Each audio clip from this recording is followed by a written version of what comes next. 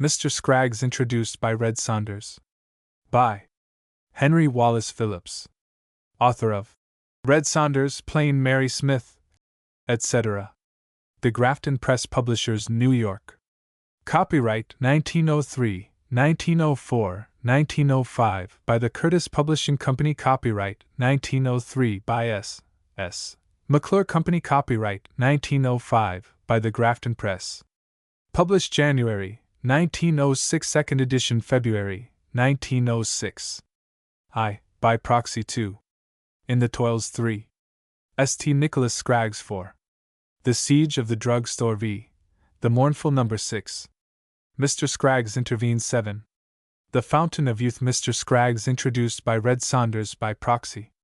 I had met Mr. Scraggs, shaken him by the hand, and, in the shallow sense of the word, knew him.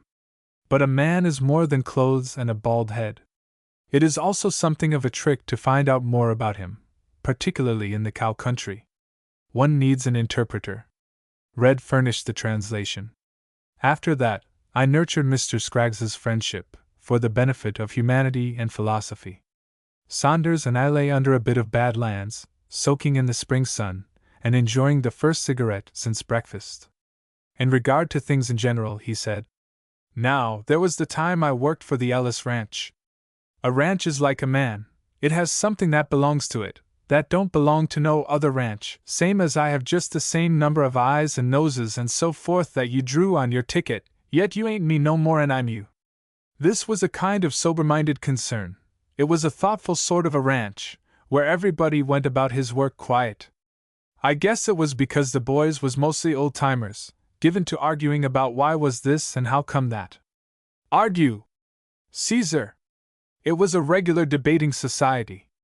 Wind River Smith picked up a book in the old man's room that told about the Injuns being Jews way back before the big high water, and how one gang of them took to the prairie and the other gang to the bad clothes business.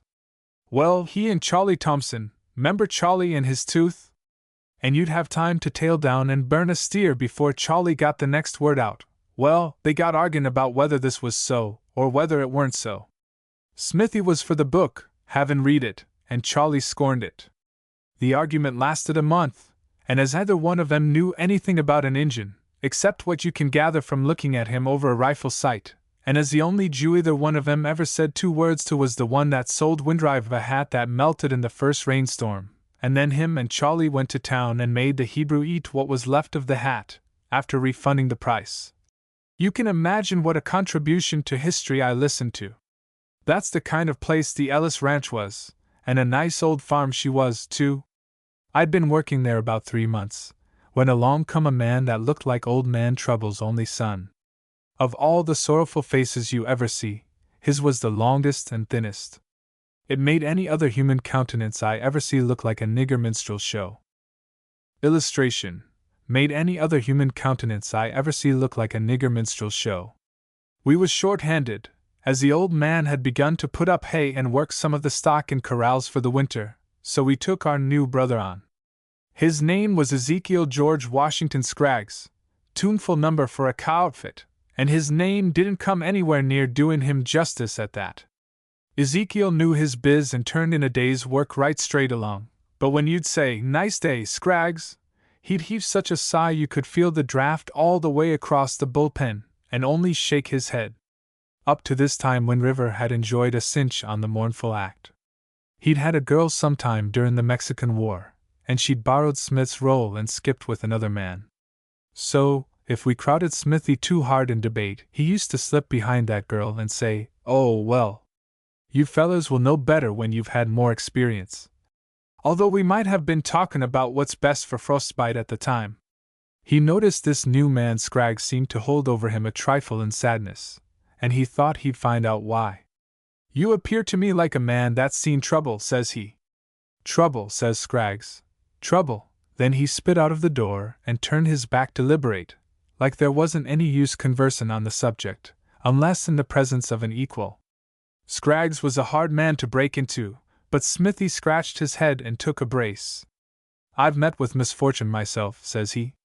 "Ah," says Scraggs, "what's happened to you?" He sounded as if he didn't believe it amounted to much, and Smithy warmed up. He ladled out his woes like a catalogue. How he'd been blew up in mines, squizzled down a mountain on a snowslide, chawed by a bear, caught under a felled tree, sunk on a Missouri River steamboat, and her afire, so you couldn't tell whether to holler for the lifesavers or the fire engine, shot up by Injuns and personal friends, mistook for a horse thief by the committee, and much else, closing the list with his right bower. And Mr. Scraggs, I have put my faith in woman. And she done me to the tune of all I had. Have you? Says Scraggs, still perfectly polite and uninterested. Have you? Says he, removing his pipe and spitting carefully outdoors again. And then he slid the joker atop of Smithy's play. Well, I have been a Mormon, says he. What? Says all of us. Yes, sir, says Mr. Scraggs, getting his feet under him, and with a mournful pride I can't give you the least idea of. A Mormon, none of your tinkerin' little Mormonettes. I was ambitious, hence E.G.W. Scraggs as you now behold him. In most countries a man's stand-in is regulated by the number of wives he ain't got. In Utah it's just the reverse, and a fair test, too, when you come to think of it. I wanted to be the head of the whole Mormon kingdom, so I married right and left. Every time I added to the available supply of Mrs. Scraggs, I went up a step in the government. I ain't all the persimmons for personal beauty, so I had to take what was willin' to take me, and they turned out to be mostly black-eyed women with peculiar dispositions. Gentlemen, I was once as lively and happy a little boy as ever did chores on a farm. See me now! This is the result of mixin' women and politics. If I should tell you all the kinds of particular and general devilment, to run 'em alphabetically, as I did to keep track of 'em, that and Eliza Scraggs, and Bridget Scraggs, and Belle Scraggs, and Fanny Scraggs, and Honoria and Helen Scraggs, and Isabel Scraggs, and so on up to Z, raised with me, it would go through any little germs of joy you may have in your constitutions like Sidon Bull's gang of dog soldiers through an old lady's sewing bee. Look at me! For all them years that cussed ambition of mine held me in its deadly toils. I never heard the sound of blessed silence. Trouble! I'm bald as a cake of ice, my nerves is ruined. If the wind makes a noise in the grass like the swish of skirts, I'm a mile up the track before I get my wits back, sweatin' coldly and profusely, like a water cooler. I ain't got anything to tie to but all them women by the name of Scraggs, and them ties I cut by travelin' fast between daylights. Wished I could introduce you to Mrs. Scraggs as she inhabits the territory of Utah. You'd understand a power of things that may seem a little misty to you at present. However, I can't do that, nor I wouldn't either, if I was to be made general superintendent of the whole show for my pains. I'll leave the aggregated Mrs.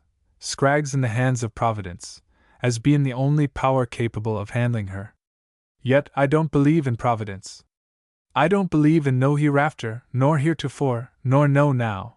I don't believe in no east nor west, nor up nor down, nor sideways, lengthways, cross the center, top, bottom, or middle.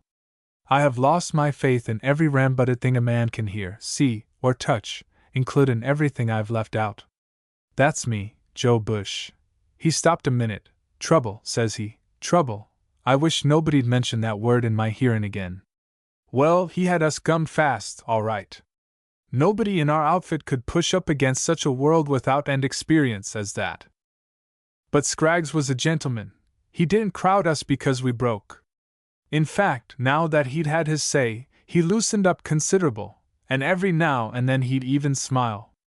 Then come to us the queerest thing in that whole curiosity shop of a ranch.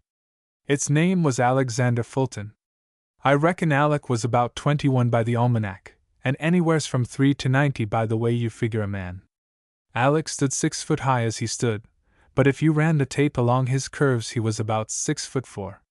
He weighed 120 pounds, of which 25 went to head and 50 to feet. Feet! You never saw such feet. They were the grandest feet that ever wore a man, long and high and wide, and all that feet should be. Charlie said that Alexander had ground plan enough for a company of nigger soldiers. And hung to Alec's running gear, they reminded you of the swinging jigger in a clock. They almost make me forget his hands. When Alec laid a flipper on a cayuse's back, you'd think the critter was blanketed. And then there was his Adam's apple. He had so many special features, it's hard to keep track of them. About a foot of Alec's protruding into air was due to neck. In the center of that neck was an Adam's apple that any man might be proud of. His complexion consisted of freckles. When you spoke to him sudden he blushed, and then he looked for all the world like a stormy sunset. His eyes were white, and so was his hair, and so was poor old Alec, as white a kid as they make 'em, and beyond guessing, the scariest, not relatin' to things, but to people. How he come to drift out into our country was a story all by itself. He was disappointed in love, he had to be. One look at him and you'd know why. So he sailed out to the Wild West, where he was about as useful as a trimmed nightie. We always stood between Alec and the old man, until the boy got so he'd make straight once out of a possible 5. Illustration: he was disappointed in love, he had to be. First off, he was still, then, finding himself in a confidential crowd, and bustin' to let us know his trouble, he told us all about it. He never spoke to the girl, it seems, more'n to say, "How do ye do, ma'am," and blush, and sit on his hat, and make curious moves with them hands and feet. But there come another feller along, and Alexander quit. "You got away," says Scraggs. "Permit me to congratulate you, sir," and he took hold of as much of Alec's right wing as he could gather, and shook it hard. "Alas," says he, "how different is the tale I have to tell." "But I didn't want to come away," stutters Alexander. "Didn't want to," cries Scraggs, letting the pipe fall out of his mouth. Then he turns to me and taps his brow with his finger, casting a pitying eye on Alec. As time went on, Alec got worse and worse. He had a case of ingrowing affection. It cut his weight down to 90 pounds. With him leaving himself at that rate, you could take pencil and paper and figure to the minute when Alexander Fulton was booked to cross the Big Divide. And we liked the kid. In spite of his magnificent feat, and his homeliness, and his thumb-hand-sidedness, I got to feel sort of as if he was my boy, though if ever I have a boy like Alec, I put in my vote for marriage being a failure, and everything lost, honor and all. Probably it was more as if he was a puppy dog, or some other little critter that couldn't take care of itself. Anyhow, we got worked up about the matter, and talked it over considerable when he was out of hearing. It come to this: there was no earthly use in trying to get Alec to go back and make a play at the girl. He'd ha' fell dead at the thought of it. That left nothing but to bring the girl to Alec. You see, we thought if we told the young woman that here was a decent honest man, hurrying over the rest of the description, just evaporating for love of her, that she might be persuaded to come out and marry him. We weren't going to let our partner slip away without an effort anyhow. We couldn't do no less than try. Then come the problem of who was the proper party to act as messenger. The rest of us, without bothering him by taking him into our confidence, decided that Scraggs was the proper man, because, if he didn't know women and her ways, the subject belonged to the lost arts. But, man, didn't he rar when we told him? "Me go after a woman," says he. "Me? Take another drink," but we labored with him. Told about what a horrible time he'd had. He always liked to hear about it, and how there wasn't anybody else fit to handle his discard in the little game of matrimony, and what was the use of sending a man that would break at the first wire fence. If we was going to do the thing, we wanted to do it, and so forth, till we had him saddled and bridled and standing in the corner of the corral as peaceful as a soldier's monument, for he was the best-hearted old cuss under his crust that ever lived. "All right," says he, "I'll do it, and it's get there, Eli," when I hooked dirt. Poor old Alec is as good as married, and the Lord have mercy on his soul. But there's one thing I wish to state: I'm running the job, and I run it my own way. I don't want any interfering nor no talk afterward. Is that understood? It was. He was to cut loose. "All right," says he. Poor Alec. So that night EGW. Scraggs took his cayuse and made for the railroad station, bound east. Alec had give us full details. We knew all about his little town and about that house in particular, just how the morning glories grew over the back porch, looking out on the garden patch, and where the cistern was, which, with his usual good luck, Alec had managed to fall into, whilst they were putting a new cover on it.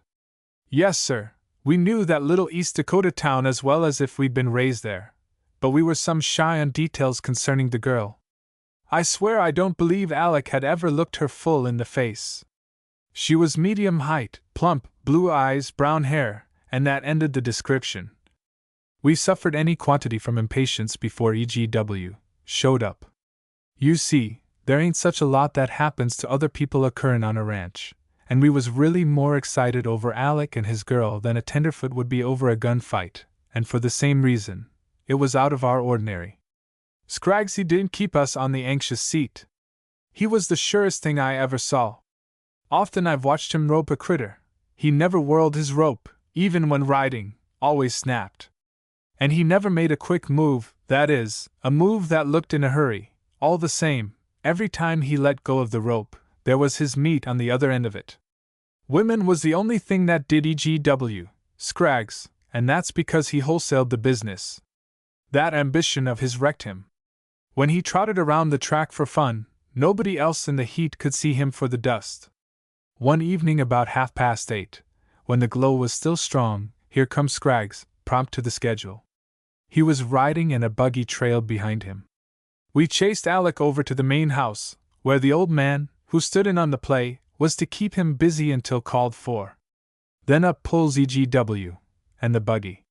In the buggy was a young woman, and a man. Here we are, says Scraggs, in the tone of one who has done his painful duty. Check the outfit, one girl and one splicer. Have you kept holt of Alec? Yes, I says, we've got him. Come in, folks. I was crazy to hear how he'd pulled it off. Soon's they got inside, I lugged him to the corner, leaving the other boys to welcome the guests. Tell me about it, I says.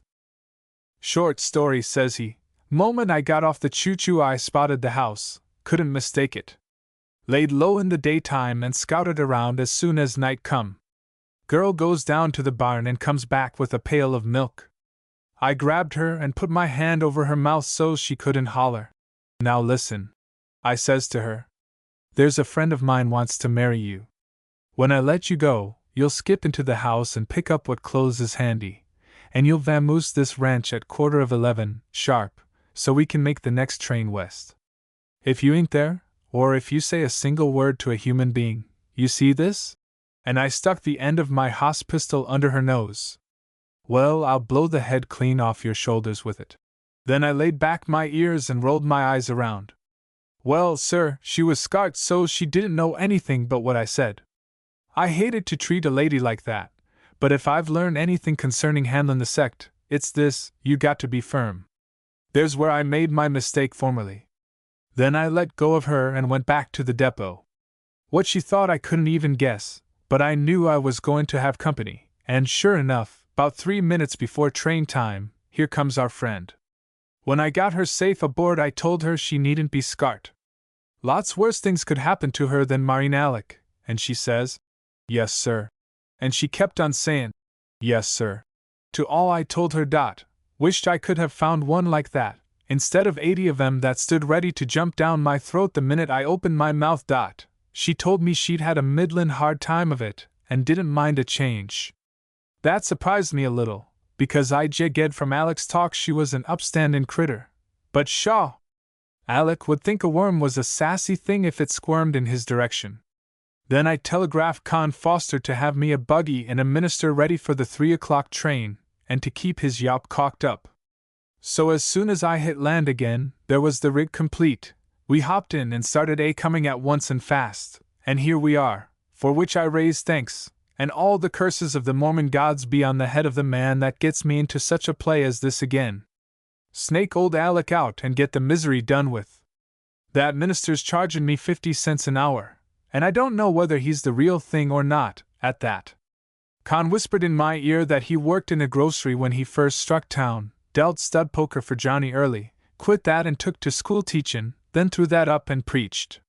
But what's the difference out here? He's expensive, anyhow, and all Con could find. So I wagged my legs for the house and trotted Alec down to the bullpen. Friend of yours there, I told him. That's so, says he. Who is it? Lady, I says, kind of gay, thinkin' he'd be pleased. He stopped in his tracks, then I remembered who I was talking to. Come along, here, now, says I, and nailed him by the neck. You ain't going to miss your happiness if main strength can give it to you. His toes touched about once to the rod. I run him into the pen. There, says I, is somebody you know. Well, sir, old Alec looked at the gal, and the gal looked at Alec, and the rest of us looked at each other. Soon's the kid got his breath from the shock, he yells, I never laid eyes on that lady before. Oh, Hivins, Maria! That was the awfulest minute I ever lived through. Poor old E.G.W.S. We all turned away from him, out of pity. He had the expression of a man that's fell down 100-foot prospect hole and been struck by lightning before he touched bottom. He grabbed a hold of the minister and swallowed, unable to chirp. At last he rallied. You mean to tell me, Alec, he says, in a voice hardly strong enough to get through his mustache, that I've made a mistake? Alec was always willing to believe he was wrong. I'm pretty sure, Zeke, I ain't never seen you, have I, miss? No, sir, not that I know of, answers the girl, with her eyes on the ground. E.G.W. rubbed his brow. Will you make good anyhow, Alec? He coaxed. I got the minister and all right here. It won't take a minute. I'd let go of Alec in the excitement. At these words he made one step from where he stood in the house, through the window, to 10 foot out of doors, and a few more steps like that, and he was out of the question. Then the girl put her face in her hands and begun to cry. She was a mighty pretty, innocent, plump little thing, and we'd rather have had most anything than that she should stand there cryin'. But we were all hung by the feet and wandering in our minds. The simple life of the cowpuncher doesn't fit him to grapple with problems like that. Then, sir, up gets Ezekiel George Washington Scraggs, master of himself and the situation. Young lady, says he, I have got you out here under false pretenses. I'm as homely as a hedge fence, and my record is dotted with marriages worse than a patch outbreak with corpses and burning homes. I ain't any kind of proposition to tie up to a nice girl like you, and I swear by my honor that nothing was further from my thoughts than matrimony, not meaning any slur on you, for if I'd found you before I might have been a happy man. Well, here I stand. If you'll marry me, say the word, by thunder. We gave him a cheer that shook the roof.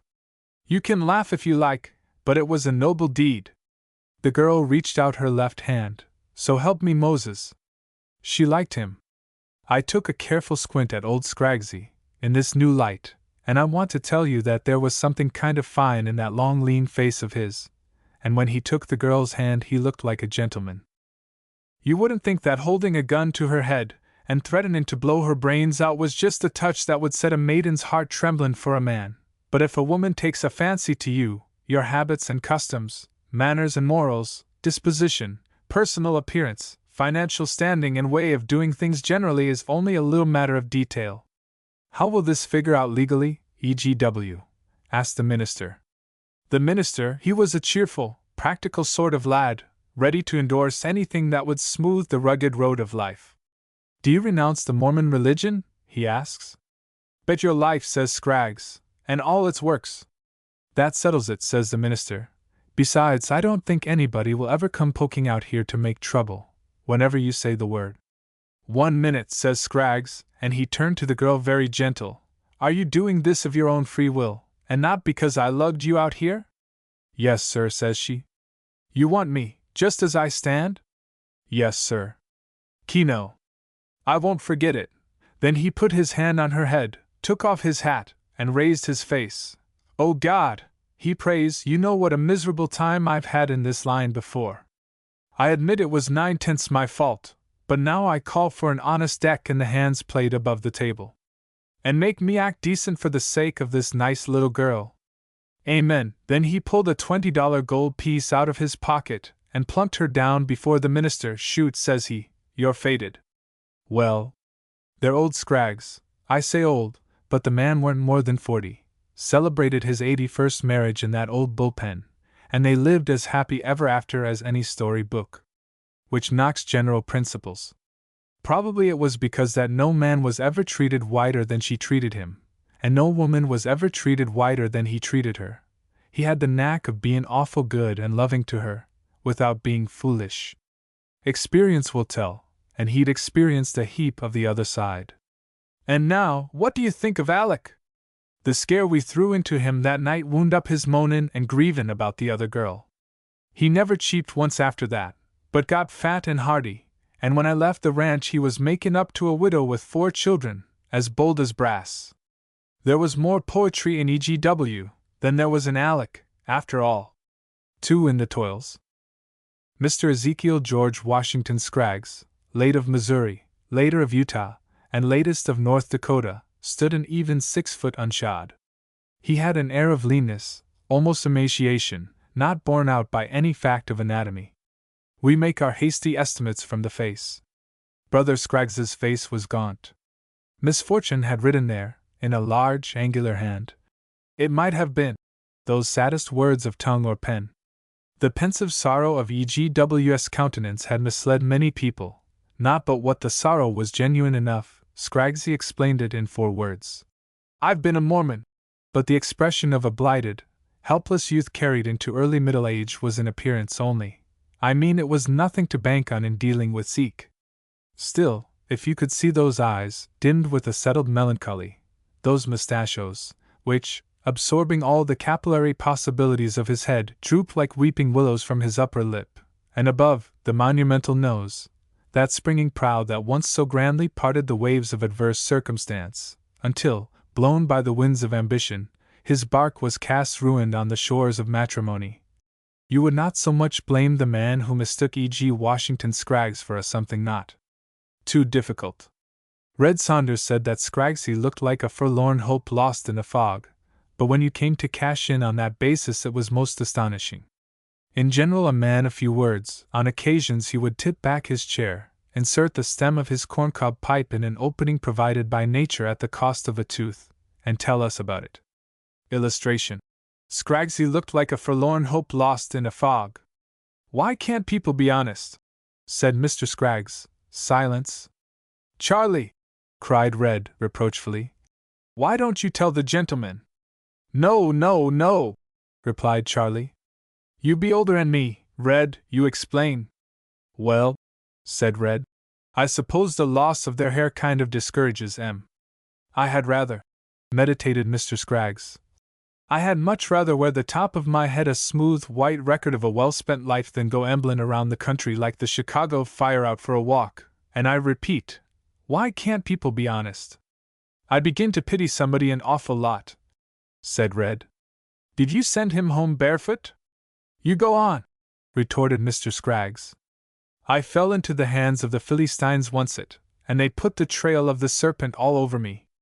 I run into the temple of them twin false gods, Mammon and Gammon, and I stood to draw 1 suit of sackcloth and a 4-mule wagon load of ashes." "Is them the clothes you got on now?" said Charlie. "And what did you get for the ashes?" "The play come up like this," said Scraggs. "After my 18th bestowing of the honored name of Scraggs upon a person that didn't appreciate it, the Mormon Church see fit to assume a few duties on me. I was put in a position of importance in a placer minin district inhabited by jackrabbits, coyotes, Chinamen, and Mrs. Scraggses. And still I wasn't happy. Them jackrabbits eat up my little guarding patch. The coyotes gathered at nights and sung me selections from the ghost dance. The Chinamen sprung every cussed trick on me that a man who wears his whiskers down his back can think of, and day and night alike, Mrs. Scraggs, from 1 to 18, informed me what I'd ought to do. I tried to strike up a little friendly conversation with the Chinks, for variety, but it weren't no use. A Chinaman'll be a Mormon, or a Democrat, or a cannibal, or any other dern thing for 5 cents, 60 days from date. He ain't got any more natural convictions than a Missouri River catfish. They'd just keep a watchin' my face so's they could agree with me. Now, I didn't want that. I wanted to get up an argument with somebody I could sass back, because in my own house, where I was lord and master, if I happened to remark it was a nice, bright day, everybody swore you couldn't see your hand before your face, and I let the subject drop right there. Mrs. Scraggs quarreled some among herself, but when I come in her motto was, "United we stand him on his head, and divided we fall upon his neck." When she done the last, of a still day, you could hear the crack of my cervical vertebrae 3 mile. So, at last I wearied. I writ a letter to the elders tellin' 'em I enjoyed the work, but thought it was time for my spirit of self-sacrifice to exercise himself a little. So would they mind givin' me another job? Somethin' like lyin' on a board and havin' a doctor rip-saw chunks out of me for the benefit of science, and let him lose the pieces, for all I cared. The Mormon Church, she come to my relief by sendin' me out on a proselytin' expedition to York State. But I wasn't built proper to lead errand sheep into the fold. Most of the sheep they hollered bah, when they see me, and gathered distance with both feet. If I did get a chance to talk to a man, he always asked me awkward questions. Like one old farmer, whilst I was explainin' the advantages of havin' as many helpmates and cheerful companions and domestic joys as possible, busts into me by talking holt of my coat and a skin so confidential I couldn't lie to him. How do you find it yourself? The Lord be good to fools, says I. You got one now, ain't you? Yas, says he, without anything you could figure as wild enthusiasm in his voice. IHEV. Well, says I, multiply 1 by 18, and let's have a drink. I had to send word to the elders that Books of Mormon weren't looked upon as popular readin' in the outlying districts, so should I come home, or try New York City?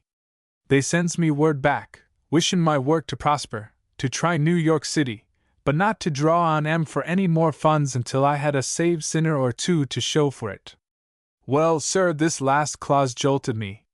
I had spent money free among them farmers, to boom trade, and for the purchasin' of fancy clothes, more to look at than be comfortable in, they bein' to show how good a thing the Church of Mormon was to the first glance of the eye. And now, after side-trackin' my railroad fare home, I weren't waddin' in wealth, by no means. More'n that, I understood that the city of New York was a much more expensive place than St. Louis. So I writ a letter back, tellin' 'em I was scatterin' seeds so's you could hardly see across the street. There weren't no hope for a crop unless I had more plain sowin' material, please remit. And then they come back at me, sayin' I'd already cost the community about $450, and not even a Dutchman by way of results. That I'd understand this weren't said in no mercenary spirit, but just as a matter of business.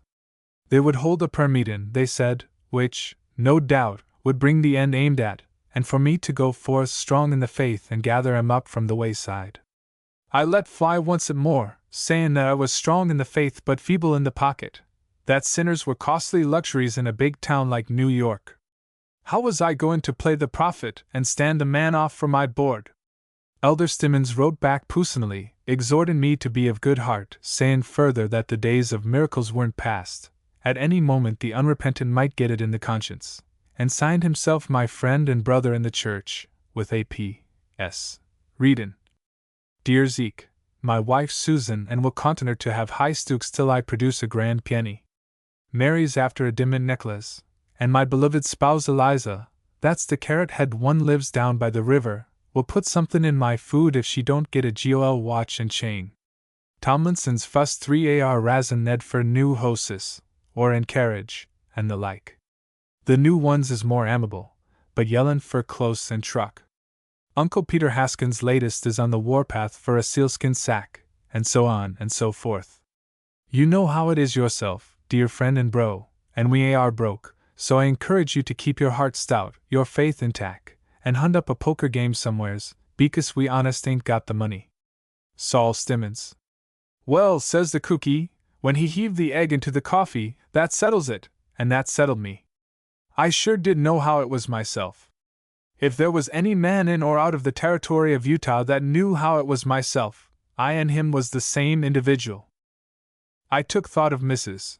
Scraggs out there all alone by herself, with her darlin' Zeke entirely out of reach, and while I don't recommend the day of jollyin' yourself by gloatin' over the misfortunes of others, I thinks this here state of affairs could be worse, and I went forth strong in the faith to New York City, feelin' I might encounter some kind of quick action, like Brother Stimmons prophesied. And there, you see, is where sinful feelin' in me turned me over to the enemy, bound hand and foot, gagged and blindfolded. Who was I to exalt myself agin the smart young men of New York City? How cometh the foolish notion buzzed in my cockloft that, like Samson of old, I might fall upon the adversary, hip, hurrah, and thigh, and of the fragments that remained gather 7 bushels. Pride goeth before destruction, and a naughty spirit before a fall. Up I sass haze to my hotel bedroom to take account of resources. Mighty slim they was. In the false bottom of the trunk was a pocketbook that looked like the wheel of progress had passed over it, and a little sack of nuggets. That was all. Them nuggets was the pride of my life. I didn't buy 'em from the Chinaman that offered, but I come horrible near it. And yet that chink had the innocentest face in Utah. He might ha' stood for a picture of Adam before Eve cast a shadow on his manly brow. I don't recall anything that's more deceivin' than appearances, yet what in the world's a man to go by? Well, them nuggets orto said to me, young man, beware. Be warier than John H. Devilkins himself. All that's heavy and yaller is not gold. Sometimes a patient Chinaman, flappin' of the flies with his pigtail, will industriously manufacture that same per schedule out of common, ordinary lead, and by exercisin' the art of gildin', almost whipsaw people by the name of Scraggs, if so it hadn't a been their guardian angel moved 'em to try a sample with the edge of a knife. Was I warned? Well, I dunno, anyhow, I trotted myself out to the street to see what this here metropolis business had to offer different from just plain St. Louis. And I found out. Dear friends and brothers, I wonder have you ever seen a man reachin' for a playin' card layin' prostrate on the table before him, when his last chip is in the pile, his last cent in the chip, all manners and kinds of bills comin' due tomorrow, the house to close in 15 minutes, and hopin' that card is just one more little too spot. Are you familiar with the lines of anguish on his face? Well, of all the hullabaloo, skippin', flyin', pushin', haulin', rompin', tearin', maulin' and scratchin' messes I ever got into, that street was the worst. At the end of 15 minutes I had no life in me above my feet, and they was simply slidin', the one before the other, without any aim or purpose. I stood on a corner clawin' hunks of fog off my intellect. In 2 minutes more I'd ha' yearned for Mrs. Scraggs and home. I lost all intention of drawin' sustenance out of the inhabitants, when all of a sudden up steps one of these brisk, smart, zippy-zippies who catch me if you kin young city fellers, the kind of Lulu joker to go through a countryman like a lightnin' express through a tunnel, leavin' nothin' but the hole and a little smoke, and says he, in a hurry, "Sorry to have kept you waitin', Mr. Johnson, but knowin' how much it meant to both of us, I beg your pardon," says he. "I mistook you for a friend of mine, no offense, I hope?" Now, this same person had on a soup pot hat that looked borrowed, and he wore his clothes like he used them for a hiding place. But how was a plain jaybird like me to notice that? I was almighty lonesome, too, so I told him there weren't no offense at all. Well, he apologized again, and then he begun to laugh. It was so ridiculous, his mistaking me for Johnson, that he knew all his life, and he says, "I'll tell you what I'll do, we'll step across the street and tone up our systems at my expense, thereby wiping out any animosity." So, of course, rather than be peevish, I done it. Then I tried to wipe out some animosity, but he wouldn't have it. Nobody must buy but him. I explained, giving myself dead away, that I was a stranger, with nothing to do but hate myself to death, and he was defrauding me of a rightful joy. "But no," says he. "I might be a stranger or I might not." Personally, he thought I'd resided some time in New York City by my looks. If that was so, I knew perfectly well he was only follerin' the customs of the place, and if I was a stranger it was up to him to do right by me, anyhow. So we grew 1 degree stronger with no cost to Utah. And we stayed there, gettin' powerful as anything, and kind of confidential, too, till finally he felt called upon to explain his business with this man Johnson. He took me into a back room to do it. "Mr. Scraggs," says he, "there's things betwixt heaven and earth that ain't drummed of on your velocipede, Horatio." "Yes," says I. "SHHH," says he, not so loud. "Here's the opportunity of a lifetime goin' on the loose for want of a man. That dern Johnson has lost his golden show. It's a very strange story," says he. "Yes," says I. He looked at me a minute, but Lord, how was a poor Mormon to hold suspicions? So he goes on. "At first," he says, "you might get the idea there was somethin' dubious in these proceedin's, but there ain't. I knew a man that once upon a time was the honestest man ever lived." "Honest? Why, I've known that man to go to bed weepin', he felt so bad to learn George Washington stole a march on the enemy. I never would have believed it of George if it hadn't been in the book," he says. "That's the kind of a man he was, just your sort to a dot.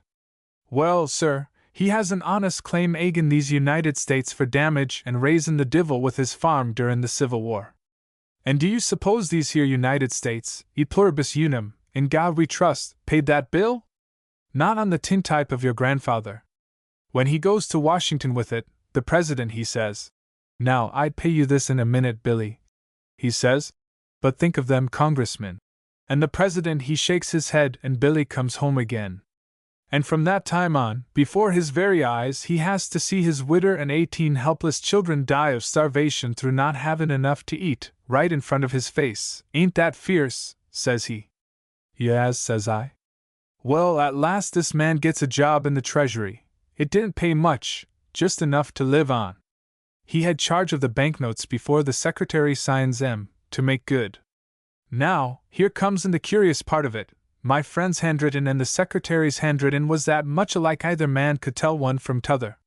This gives my friend the idea of how to break even with Uncle Sam.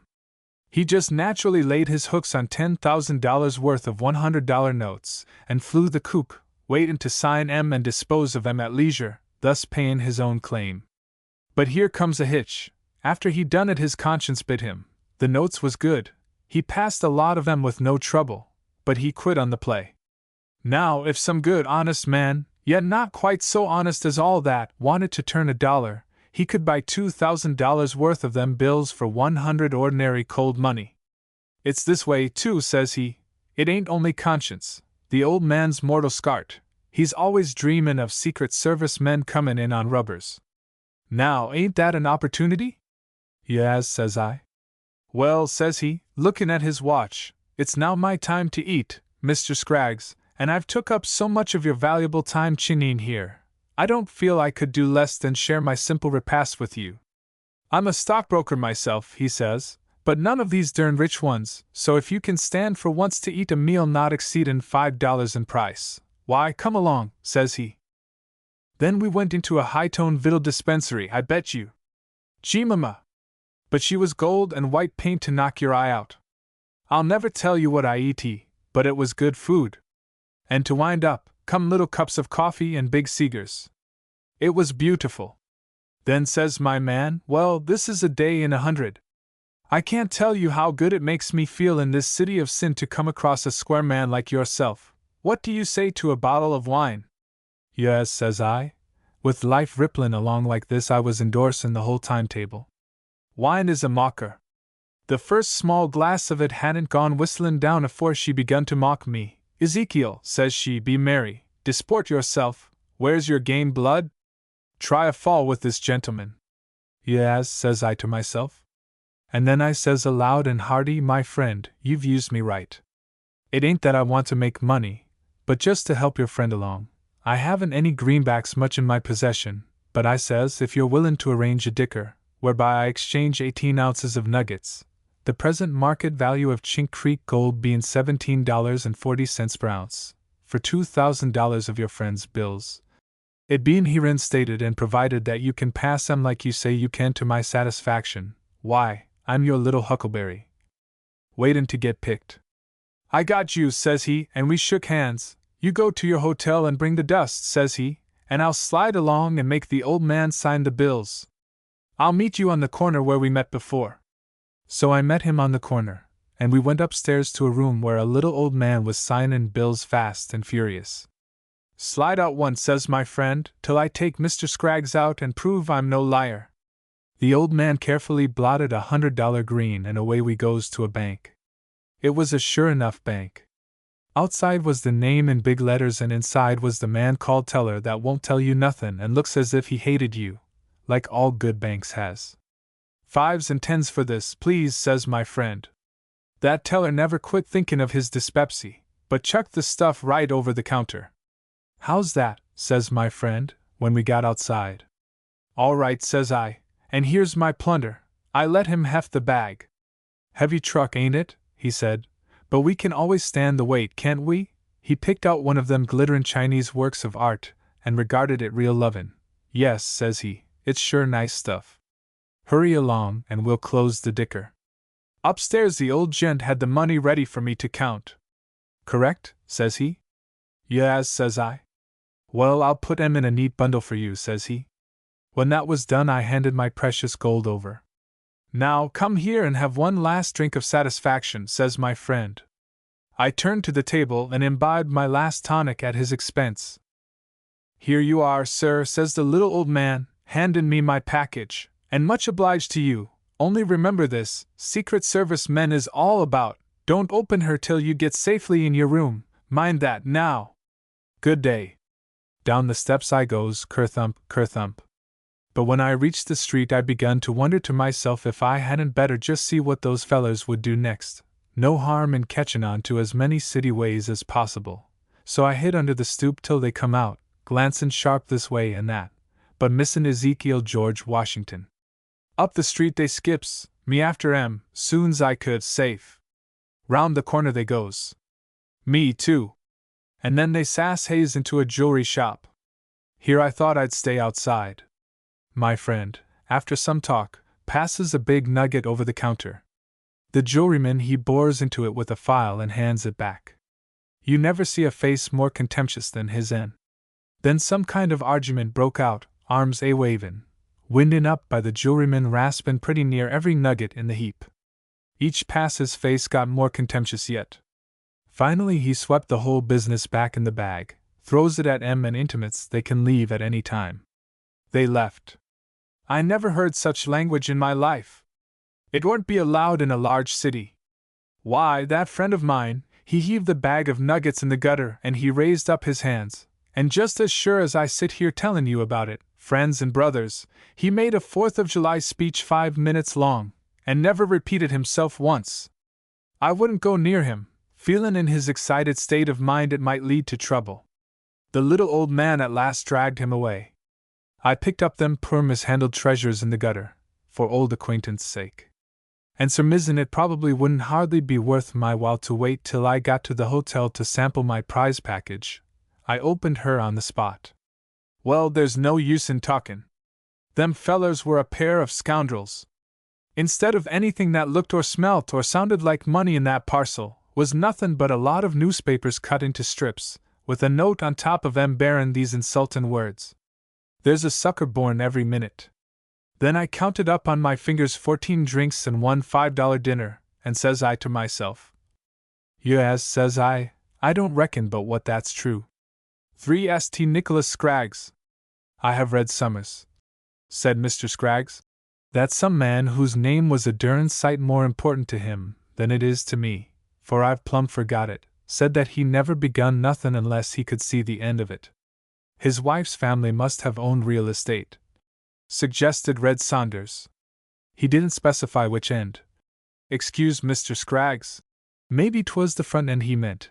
Then the proverb ud read that he never begun anythin' unless he could see the commencement of it, which is a wise and thoughtful statement, because had it been otherwise, and therefore essentially different, why, how could he? Of course not, assented Red. I suppose, said the visitor, that you mean what you say and understand what you mean, but d if I do. Is there any right or left bower in this game? No, said Mr. Scraggs. But this is the 24th of December, and I was thinking of another 24th of December. I began something then that come out rather different from what you naturally expect. That ain't so remarkable, for nothin' I ever had any hand in ever come out as anybody expected, Baron Mrs. Scraggs, who individual, cool, calm, and collectively, always says, just what I expected, exactly, and any man that says any one or all of the Mrs. Scraggs is bound to me by ties of matrimony by the Mormon Church, party of the first part, Mrs. Scraggs, party of the second part, and E.G.W. Scraggs, party of the third, last, and of no consequence whatsoever part, any man, I repeat, who, says Mrs. Scraggs would lie is no friend of her and ought to be told so. But to restrain a natural indignation at the hint of such a charge and to proceed, I want to say that this particular 24th of December I'm talking about came out so much entirely different from what I expected that I can't seem to forget it. There's something about Christmas that warms the heart and makes the noblest and best of our sentiments to come to the surface for a breath of fresh air.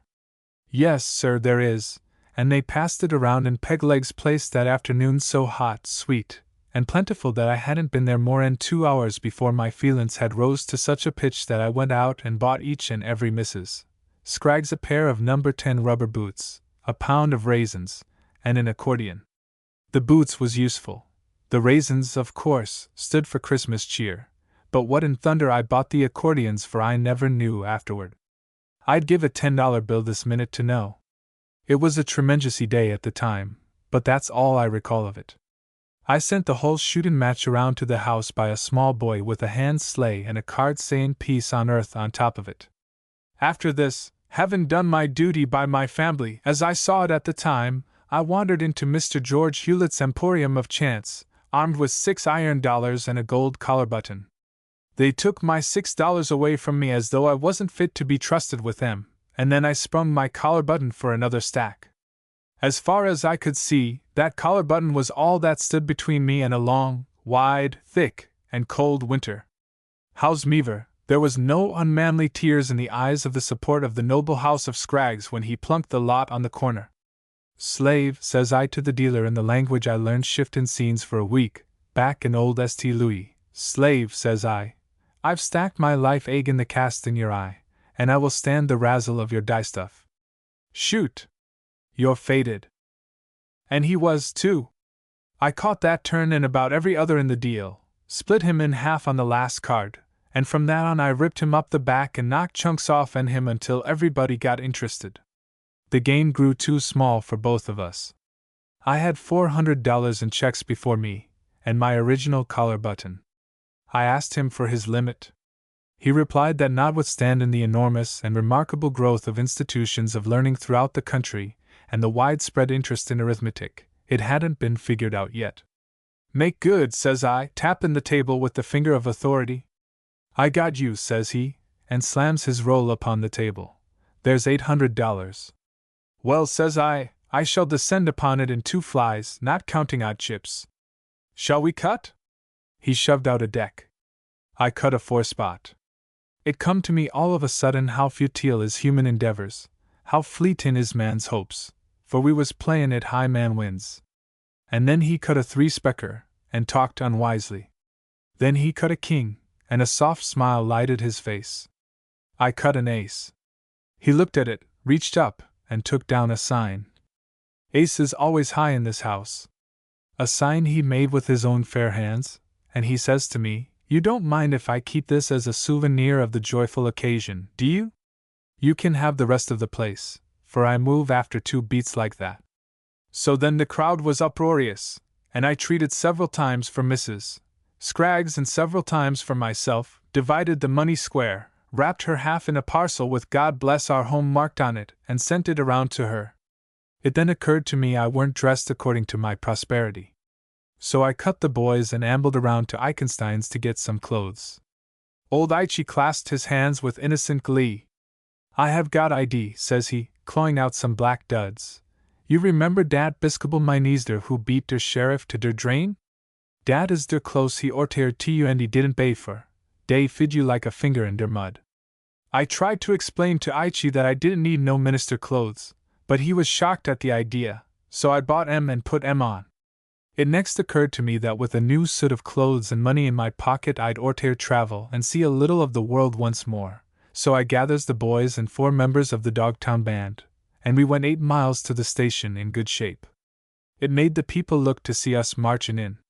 Gimme a ticket, says I to the station man. Where are you going to? Says he.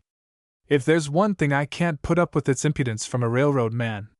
What in the hereafter business is that of yours? Says I. You gimme a ticket, quick, or there'll be a wreckin' train due at this spot. Well, how can I tell what to do? Says he. Pay me for the ticket and you get it.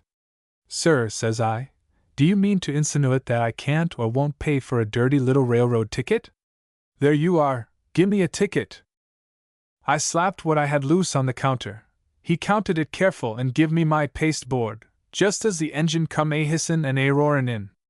Gee, she did look bully to me. I hadn't seen a train of cars for 2 years. We detained 'em no longer than was necessary to treat the engineer and the rest of the crew proper in the matter of drinks, and I was off, leanin' back comfortable in the smoker, puffin' huge and prosperous puffs of real cigar smoke into the air, and with the careless thumb of wealth tucked into the armpit of my vest. I reckon I must have dozed, for bimeby the conductor shook me by the arm and says, "Respectful, we're nearing your station, sir."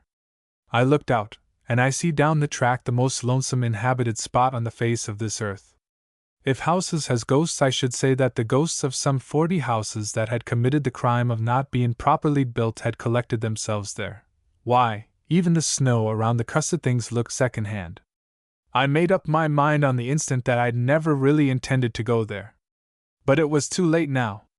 I didn't propose to back down before that conductor. "The names of all these little towns is so much alike," says I, "that I've forgot the name of this one already." "Yes," says he, raising his eyebrows.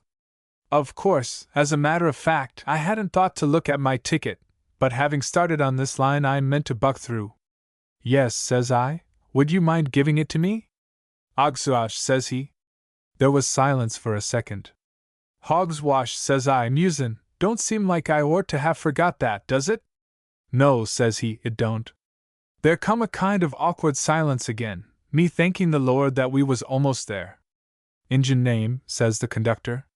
"Sure," says I, "of course, certainly, I remember now distinctly. What saloon do you recommend?" "Saloon," says he, stepping back. "Saloon," says I, wondering where he found the queerness of my words. "Saloon," says he, "why, man, it's a Prohibition, Presbyterian, vegetarian colony. I didn't know what to make of your actions when you got aboard, but from your face and clothes I supposed you was one of them ministers coming to scare the kids to death for a Christmas present. Ain't you one of them?" "I'm a sort of connection," says I with my expiring breath.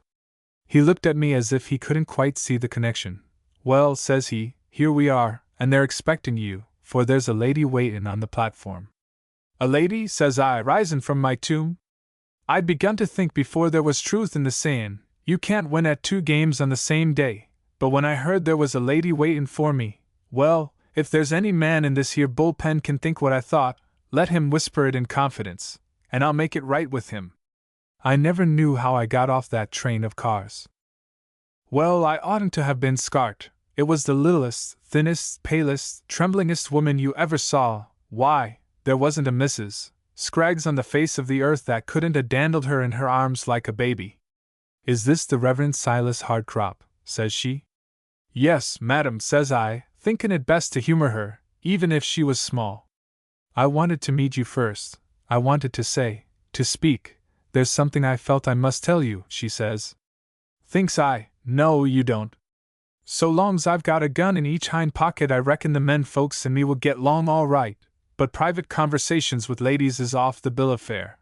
So I says, "Why, yes," in a tone of voice to put out a bonfire. "Oh, it doesn't matter," she said quick and shaky, "it was silly of me. I only thought, well, she was tremblin' with cold or somethin', and kind of near cryin' too, one of them women that wears themselves out by both errin' to be good, and if they are good, both errin' about what ought to be done next. In short, as the saying is, I forgot my part." "Why, you poor little critter," says I, "you're near froze to death. Take a drop of this," pulling out a flask of Pegleg's Best. "What?" she says, starting back in horror. "Can that be whiskey?" "Madam," says I, rememberin', "how dast you? That's a prescription put up by my favorite physician. A small dose will do you a large good. Try a piece, and we'll go in the station, where it's warmer, I hope, and talk it over." She strangled some, but downed a trifle. There was a good old lignite fire blazing away in the station. "Now that you've been so kind to me," she says, "I dare tell you what I thought." She had stopped shiverin'. Pegleg's Best knocked shivers quick. "I don't want you to think I do not believe in our tenets, because I do, says she. "But it's been such a hard and weary year, with no brightness in it, and the old times come to me so, and they haven't had anything, really, you know, and it's awful to think of Christmas going by without. I know it's a pagan festival, and that Christians should pass the day in meditation and fasting, but don't you see?" "Certainly," says I. "If there ever was a guilty party that didn't do it, why, she's not him. You and me agree there, entirely." "I beg your pardon," says she, looking at me with them scarred dear eyes of hers. "I don't quite understand, I'm so stupid." Yes, that's what's apt to come of vegetables, says I. But tell me more about the pagan festival. I fancy Pegleg's best couraged her up some. I don't think it's a pagan festival for children to have fun and toys for Christmas. I don't, she says, I can't. And to think of them sitting there in that cold church for hours tomorrow, ugh, she says. Well, dear friends and brothers, I did think of them sitting in that cold church. There was a time when I used to behave fine for a month previous to December 25th, for the privilege of seeing Uncle Santa Claus tumble down the chimbley. And I want to say right here that all the good times I have seen since ain't got near enough to them good times to catch their dust. Besides which, the Merry Christmas in glassified form with which I had encouraged myself at Pegleg's, and the wad of that beautiful sensitive plant, the long green, which was reposin on my heart, says to me, Scraggsy, spring yourself, jump, boy, jump. And furthermore, in the wildest dreams of my youth I had never figured on spending a cold and cloudy Christmas in the bosom of a Presbyterian, Prohibition, vegetarian colony. It stood to reason if I didn't do something to that colony, the colony would do a thing to Scraggs. I made up my mind that right here was where I jarred Ogsosh to a finish. And further still, that poor little deluded, cold potato-fed woman was on my mind. You mean, says I to her, my education in the Mormon church, and what I learned about play actin' in St. Louis, standin' me in handy for manners, that these here children, the offspring of cold water and vegetables, is expected to pass tomorrow in prayer and meditation, and be better for it? Yes, sir, says she, impressed by my manners. Well then, madam, says I, if you'll excuse my unprofessional language, I'll say that that's a low-down, Scandinavian outrage. Now, says she eager, that's just what I think. Madam, says I, Bowen, I'm enchanted to see such a spirit. I'll think kindly of turnips from this day on. Let us prescribe for ourselves once more. The directions say take one every 3 minutes until you feel better. Besides, you got to help me, and you'll need your strength. My duties demand that I leave here by the night freight, but before that, and I give her her directions. She jumped up and hustled out, as young as ever she was.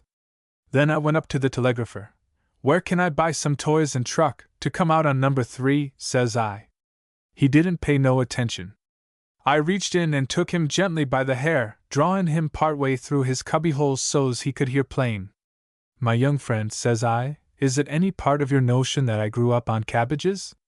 Does it please your youthful fancy to picture me picketed out to grass, and chewin' my cud on a sunny slope? Ow, says he, leggo hair. You are now in the hands of E.G.W. Scraggs, says I, an honor which I shall give you cause to appreciate if you don't lend me your ears to what I say. Do you think you can hear me now? Yes, sir. Oh, yes, sir, says he. Good, says I. Then telegraph to the first place east to send $100 worth of toys out here on number 3. Here's your money. Well, he picked away, and then we waited. Bimeby we got the foolishest kind of answer. What sort of toys? How much of each, etc. Michael and the archangels all, says I, how am I supposed to know?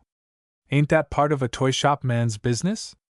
Here, young man, you tic-tac 'em that I want toys, children's toys, to use up 100 plunks. I want 'em on number 3, and if they don't arrive I will arrive in their little old toy shop and play with them till they holler for ma. Tell 'em I never felt more impatient in my life than I am this minute, and that I'm getting more so per each and every clock tick. Mention the name of Zeke Scraggs, so they won't think it's Mr. Anonymous behavin' frivolous. Tell 'em I mean every word of it. Go on, do it. So he did. Then comes a sensible answer. Goods go forward by number 3. Sure, says I, 'ill you join me? I certainly will, says he, and bimeby he cried because I looked so like his father, who was just the same kind of short, thick-set, hairy kind of person I was. Then my poor little dear-eyed woman come back with a roll of cotton battin. At the same minute number 3 pulled in. You get Jimmy, there, says I to her, to help you whack up the play toys, whilst I disguised myself as Santa Claus. She stopped and looked at me, then she says in a scart whisper, Are you really the Reverend Silas Hardcrop? I'm just as near being the Reverend Silas Hardcrop as I shall ever get, says I. There come a twinkle of something almost like fun in her eye. I told them, says she, that you would address them at 7 sharp. She and me and Jimmy finished Jimmy's lunch and sat around, whilst I told them anecdotes concerning life as it was lived outside the bonds of Ogsuash, till 6:45 rolled around. Then we took the back way to the church. I don't think it has ever been my privilege to gaze on 150 faces all so astonished at one and the same time as when I stepped forward to the center of the stage at Ogsuash and addressed the meeting, me being clad as Santy Claus, in flowing white whiskers, hair to match, Jimmy's coat that come down almost to my waist, a baggage truck of toys behind me, and a gun in each hand. Dearly beloved brethren, says I shall try to interest you for a few minutes, and I urge and beg and pray of you that if any male member of your number here assembled feels in any way nervous or fidgety during the course of my remarks that he will conceal it with all possible haste and discretion, because otherwise I ain't going to have the bill for the consequences in my mail. Illustration. Dearly beloved brethren, says I, how Ogsuash and I come together is either here nor there, although I could find it in my heart to wish it was, I says. But now that the worst has happened, let us meet the consequences like men, you, like men raised and prostrated by such things as cauliflower, sweet potatoes, and hay, washed down by the water which flows in all its glistening uselessness among the hop-toads and mud-turtles of Ogsuash Creek, and me, like men that pick the hind leg of an ox at a sit-in and make the spirits in Pegleg's place go down like the approach of Arctic breezes. To resume, says I, it may be that there ain't a man drifted further from what the standards of this here place is than I be, but I'm willin' to put my hand to an affidavit statin' it never crossed my mind to draft a set of rules as an improvement on the Almighty's. There's where you put it all over me. I have held up a train to hear what the passengers would say, but lacking the advantages that has doubtless been yours, I duck when it comes to reform in heaven. It struck me with the force of a revelation when I arrived at your glowing metropolis this afternoon that to make any human being, particularly children, forget for a time that they lived in Ogsuash was a religious duty. I have therefore furnished a few trifles for the purpose. I move you, ladies and gentlemen, that we turn this Christmas Eve into a pagan festival. All in favor of this motion will keep their seats, contrary-minded will please rise, and I cocked both guns. Carried unanimous, says I. Now, please let each young person come forward as his, her, or its name is called. I shall be severely displeased if you don't. Then I read from the list a lady had furnished me, and the kids come up. The last party on the list was a little gal that had been poppin' up and down like a prairie dog, fearin' she was going to get left, and when at last I sings out Annabella Angelina Huggins what, here she come, her eyes snatched wide open by the two little pigtails that stuck out behind, walkin' knock-kneed and circular, as some little girls does, and stiff in a poker in her jints from scart to death and gladness. Angelina, says I, pickin' up the big doll baby I'd saved for her, you must be the fond parent of this child, says I. Raise it kindly. Teach it that it's been damned since the year of our Lord B. circa 7604. Feed it vegetables, Angelina, and keep it away from strong drink, even if you have to use force. Angelina, she didn't mind my persiflage, but she just stood there quiverin' all over, lookin' at her prize. Is that my dolly? She says.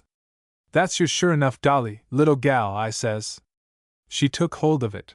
Her little arms was stiff as railroad ties and her hands was cold. She looked at me again and whispered, Is that my dolly, really, truly, mister? She looked so darned funny standin' there that I grabbed her right up and kissed her.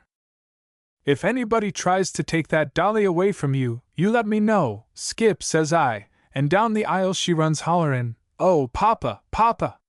The my dolly, seems she didn't have no mother, poor little thing. Well, sir, old human nature is human nature, after all, elsewise it would be a darned funny state of affairs. But anyhow, that little gal's holler did something to my friends, the Ogsushers. I don't think I overstepped the mark when I say some of 'em smiled a kindly smile. But I didn't have no time to study it. If I miss my freight I stayed in Ogsuash overnight, so reasonin' thus, the tall form of E.G.W. Scraggs might have been seen proceedin' toward the railroad track at the rate of 17 statute miles per hour.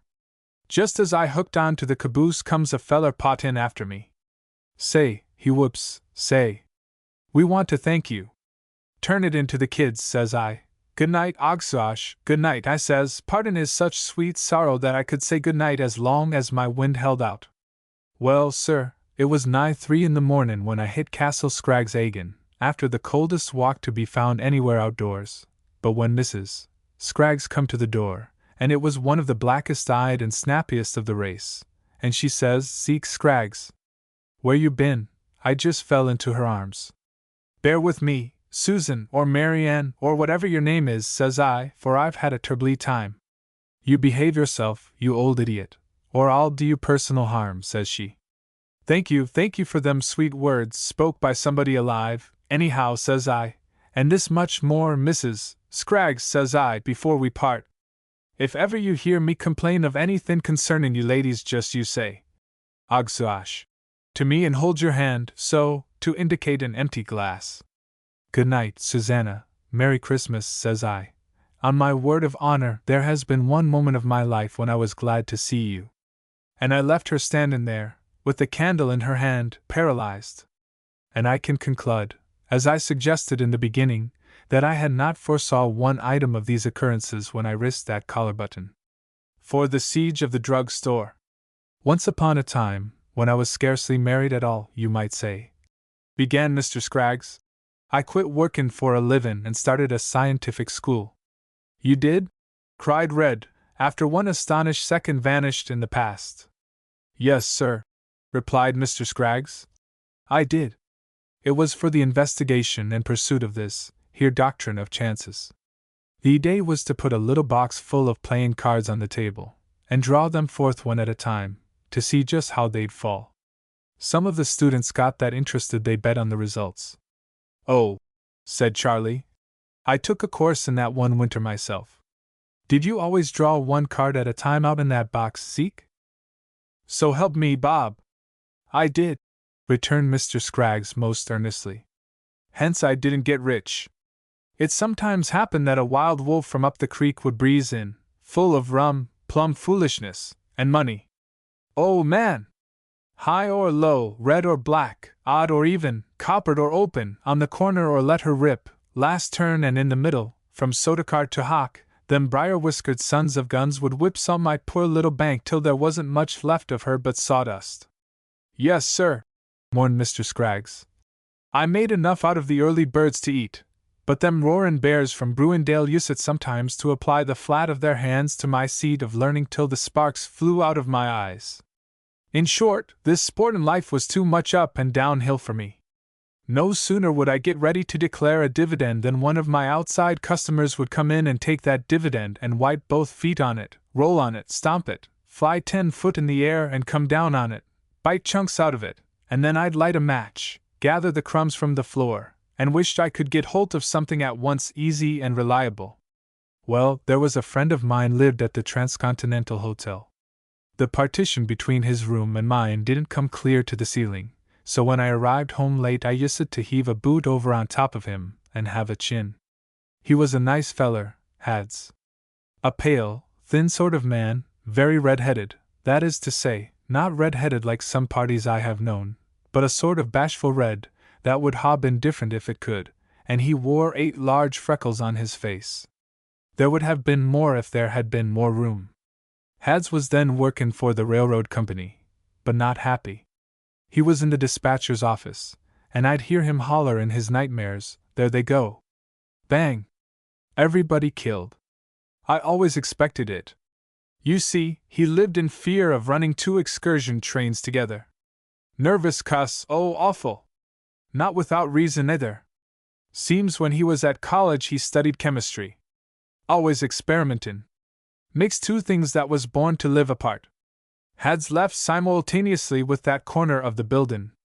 He didn't stop till he reached the Transcontinental Hotel. Hads worked at me to start a drug store with him. He'd saved some out of his wages, and he knew I had a fluctuatin' role. He says, "You're goin' bust some day, young man, why don't you quit it? You come with me and we'll make a decent thing." It's mighty lucky for the gang that they swill patent medicines instead of lettin' that Jones up the street give 'em a quick finish over the prescription counter. That pill wrangler couldn't tell the difference between an auger hole riffle board and a porous plaster if there wasn't a label on the box. Gee Meneticus, says Hads, when he mixes coffin varnish for a man you'd think he was scrambling eggs. Come on, Washy, he says, while you got the price. You'd like the business. One night it happened Bitterwater Simpson was born on the wings of evening to my place of business, and he calculated that the last 2 cards in the box would come out, queen first, tray next. He was so sure he inquired about the theory of limits. The limit, says I, is the clothes and contents, body and immortal soul of E.G.W. Scraggs. You slam your wad down and I'll cash it. It had occurred to me there was no use foolin' longer. If I'd busted this gunfighter, I went into the drug business. If he busted me, I'd take a walk. He laid down $1,000 worth of government promises, and I took a long breath, drew forth, first tray, next queen, removed his money from the table with a light, sure touch, threw the layout in the stove, blew out the lamp, remarked that the bank was closed, and stood prepared to deal in chemicals instead of playing cards. Simpson was surprised. Ain't I going to get satisfaction? Says he. If it's to be had on the prescription counter you do, says I. Otherwise, I prefer to stay satisfied myself. It would have been better if he'd refrained from abusing me. I was younger then, and while not in the least quarrelsome, yet such talk as Simpson talked to me was entirely uncalled for. Besides that, he got festive with guns. I relieved him of his guns and sat him on the stove till he promised to behave. Nobody ever heard me kick when them fellers nailed me to the burnin' oak for anywheres up to 500 a night. Howsomever, it wound up amiable. I staked Simmy to a new pair of pants, and kept him in spendin' money till ridin' again appeared among the possibilities. I never could get used to people pullin' guns on me. So, then, there was a drug store goin' in no time. Both me and Hads was happy as could be, and workin' like a pair of mules. When we had things fixed, and a sign Hads and Scraggs in gold letters 4 foot high, I felt I really was a prominent citizen. But dear friends and brothers, always there's somebody handy with a fly to stick in your ointment. Once I went down street to see how that sign looked a little ways off, and up rides a puncher. Hads and Scraggs, says he, I wonder what kind of merchandise them is. Well, I must take a Hads and a Scraggs home to show the boys. He knocked every bit of poetry out of that sign. Howsomever, poetry ain't the chief business of a drug store, and when you come to the practical side, we done mighty well. We got in a line of patent medicines with pretty red and blue labels that took the popular taste. As there was a minnin' boom over the hill, our line of gold pans and gunpowder went well. A new cedar brought in some money, and with rubber boots, snowshoes, baseballs, carpenter's tools, spectacles, lumber, and an agency for a self-binder as side issues, I see myself getting on in the world. 'Tweren't long before nobody'd think of buyin' a faro layout or a deck of cards elsewhere than at our store, and as for perfumed soap and perfumery, why, I think our feller citizens must have eat the one and drunk the other, for we unloaded by the box and pailful. When we'd count the kitty nights, didn't I tell you, Hads would holler, put your feet in my tracks and you'll wear diamonds. And I guess I would if it hadn't been for a lady. There's a woman in it, 9 times out of 10, when a man's ruined, and the other time there's a man in it. If neither one nor t'other's in it, it's a derned uninteresting occurrence, anyhow. Yes, sir, we come under the double-cross kindness of a female major. One night, sufferin' Ichabod. But that was a night. We were jerried to a standstill in 1/2 hour, or 30 minutes, by the clock. Things was slack this evening, nobody in the store but Hads, Keno Jim and me, throwin' poker dice for cigars, when the door opens and here come Major Pumpy and his wife from the army post. We were not glad to see the Major. He was a little, pussy, red-faced, pop-eyed man, pompous as a banty rooster, with black whiskers and a mustache like a cat. He had a voice on him like barrels rolling in a brewery vault. It would surprise you quite a little to hear that number 10 voice come a-roarin' out of that number 2 man. The Major used to corral everything he wanted and say, charge it, 2 octaves below a bull's beller. Being a military person, he was fond of charges. Me and Hads, being plain civilians, weren't. We charged it, and we charged it, but that their Major's defenses were impregnable. I had told Hads that the next time Pumpy said charge it I was going to take him at his word, then and there, and rush him along on his ear till I felt better. But of course, now his wife was along I couldn't. She was just as different from the Major as anything could be, a tall, pale, rangy woman, kind-hearted and good-natured as they make 'em, but with a pair of nose-grabber specs, and a way of letting her hands flop at the wrist, whilst she talked in a high gobbly-gobble style, like singing a tuneless tune.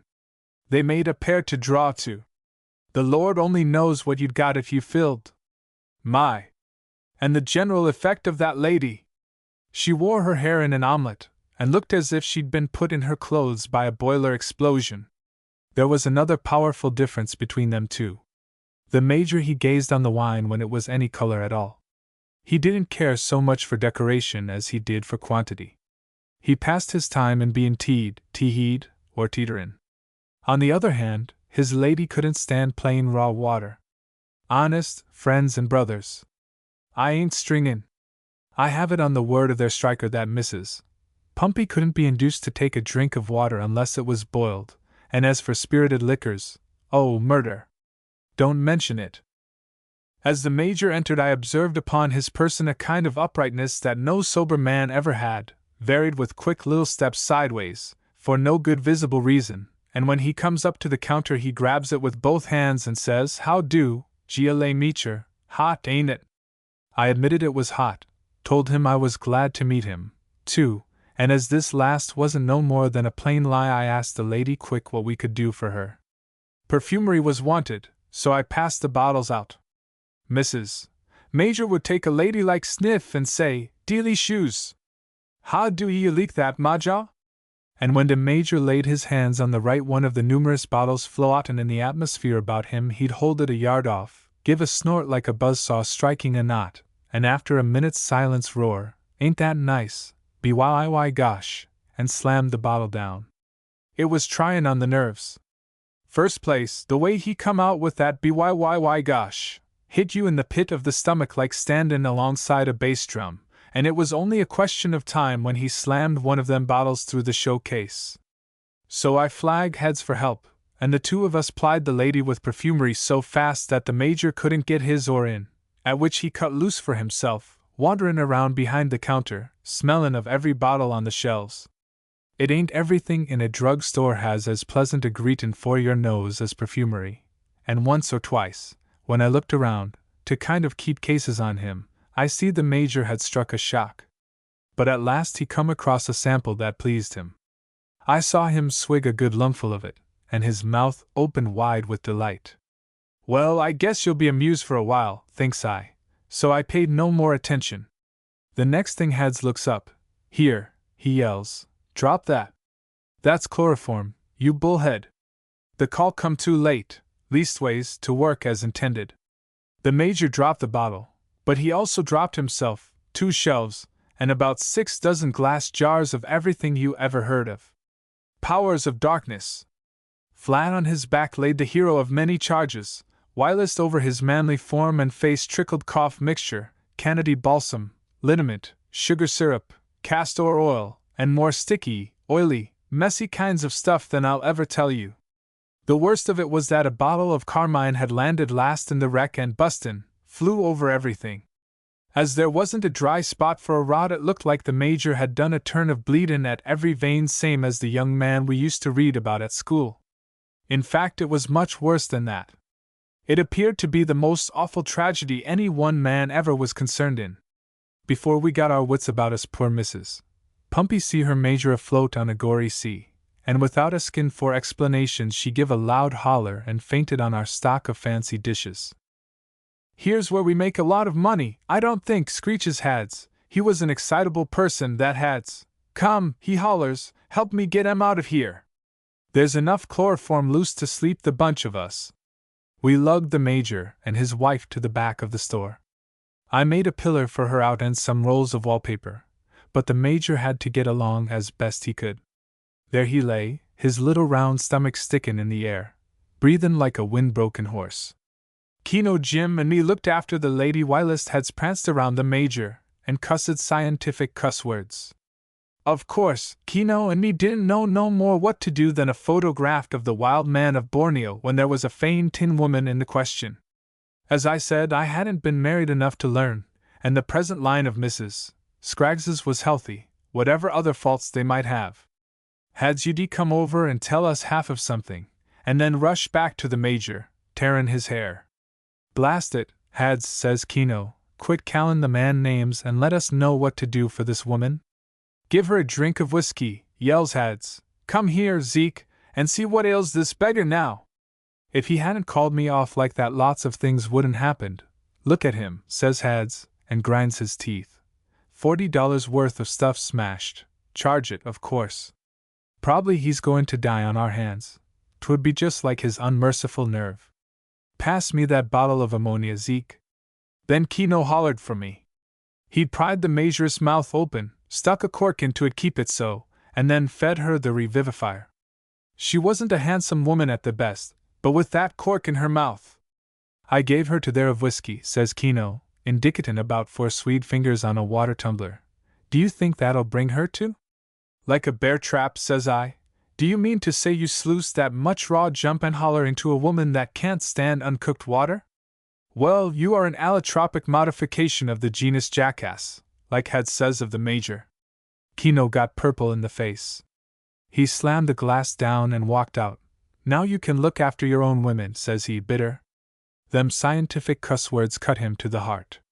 I looked at the lady. The color was coming back to her face. Evidently she'd be around in a minute or two. Then Heads fairly whoops at me. Come here. Come here. You're a nice partner, you are, standin' there with your hands in your pockets. Well, what'll I do, Hads, says I. Do? I don't care what you do, so long's you don't look so aggravating useless. Do you think this specimen of an officer and gentleman appears to be? What in blazes is he doin' now? Don't abuse the poor cuss, says I. He really couldn't help it. Then I had an inspiration. Several times in my life I've been afflicted that way. See here, says I, he took his dose through the nose. Why don't you give him the remedy the same way? Try a pinch of that Scotch snuff. Why, sure, says Hads. He'd tried anything at that stage of the game. Well, dear friends and brothers, it ain't down in the farmer coop here, nor no other agricultural reports, and I dunno as you could bank on it in every case, but from what I see on this occasion, if you ever happen to have a friend or relative that's overindulged in short form and can't seem to recall himself, wait till he takes a deep breath, and mix about an ounce of Scotch snuff in his air supply. It may work wonders. Ho-rasho, says the Major, comin' to a sit-in position. Ho-rasho, says he again, and then he went off like a pack of firecrackers. A sneeze wouldn't more'n get fairly started before another'd explode in the middle of it. And the Major was as powerful a sneezer as he was talker. Gee! Them bass sneezes of his sounded like a freight engine exhaust. Mind you, he didn't open his eyes, just sat there, covered with carmine and soothin' syrup, rockin' backward and forward and sneezin' like George Washington. There was something kind of horrible about it. Me and Heads looked on petrified. Then, oh, my poor husband. What are they doin' to you? Says a voice behind us, and the Major skipped across the floor and fell on the Major. That's the word for it. She let go all holts and dropped, gathering him up in her arms. What did you say, Willie? She asks. Ho-rasho, says the Major, a kishy-you. Ha-ha-rumpa. A catchier. A catcher hish ho-rasho. Now, Hads, when he see the lady weepin' that way, was all broke up. He didn't know about Kino's goblet full of whiskey, so he thought it was genuine emotion. Don't cry, ma'am, says he. 'Twill be all right in a minute. That red's nothin' but carmine and simple syrup. It'll all come out in the wash, and sneezin's good for the man. The Mayor, she rose and looked at Hads. There was a glare in her eye more'n human. I read in a book once about the tremendous dignity of the lady the trouble was all about. It didn't seem reasonable any female person could act that way till I see the Majoress. She had dignity enough for 2 maiden ladies at a niece's wed-in and a nigger head-waiter. The way she laid hold of Had's collar was impressive, a great deal more than I'm able to tell you. Poor Hads was faded. He looked like a pup caught with a chicken in his mouth. They made a grand march to the general goods counter, the Majoress still resembling a foreign queen. Arrived there, she took up a hairbrush, and with a motion the grandest I ever see in a human being she brought it down atop of Had's head. "Wacko, Christmas, what a crack! Now will you let my Willie alone," says she. Had's jumped up and down and rubbed his head. "What ails you?" says he, near cryin'. "Hads," I remonstrated to him, "remember you're speaking to a lady." "Lady," yells Hads. "Lady? Look at the lump on my head." It was at this unfortunate minute a young feller see fit to come into the store to buy some matches. He stopped a minute, as he took a general view. There was the Major, apparently bleedin' profusely, yet not carin' a great deal, seemin' more concerned in rockin' backyard and for'ard and sneezin'. His manner seemed to say, "So long as you don't interfere with the innocent pleasures of a sneeze, I don't care what breaks." There was Had's rubbin' his head, there was me with my mouth open, and there was the Majoress, leanin' over the counter and smilin' a dark, mysterious smile. The customer didn't know what to do. "Well," says the Majoress, sharp and businesslike. The young fella jumped. "I beg your pardon," says he, "I'd like a box of matches." The Majoress shook her head. "People don't always get what they like in this world," says she. "No," says the young feller, "no, ma'am," and then come an awkward silence. The Majoress still shook her head. "This is a sad world," she says. "Yes, ma'am," says the young feller, edgin' for the door. "But you can have the matches," says she. With that she hit him square between the eyes with a 10-cent box. The young feller drew himself up proud. "I don't come in here to get insulted," says he. The Majoress resumed her mysterious smile. "Why not?" says she. The young feller opened his mouth twice, but nothing to suit the occasion seemed to occur to him. He wheeled and tried to walk off dignified, but the matches snappin' under his feet spoiled the effect. "Bye-bye," says the Majoress. "Come again." She grabbed a tray of mouth organs and heaved it after him. They scattered like a shrapnel shell. The young feller didn't wait to close the door. We heard him gallopin' up the boardwalk like he was needin' fresh air. We stood stock still for a matter of 5 seconds, I reckon, Hads and me scarred to move, and the Majoress with her brow wrinkled in thought. All of a sudden, with no more warning than a streak of lightnin', she burst out cryin'. "Oh, oh, oh," says she, "how I have been deceived in men!" Then to relieve her feelings she got to work with both hands. There was a genuine sandhill cloudburst of hairbrushes and combs, porous plasters, tooth powder, toothbrushes, pomade, soap, Jew's harps, playing cards, and the old boy knows what all. It struck me then what a waste of time it was for a citizen to get loaded and tear the linen out of a saloon.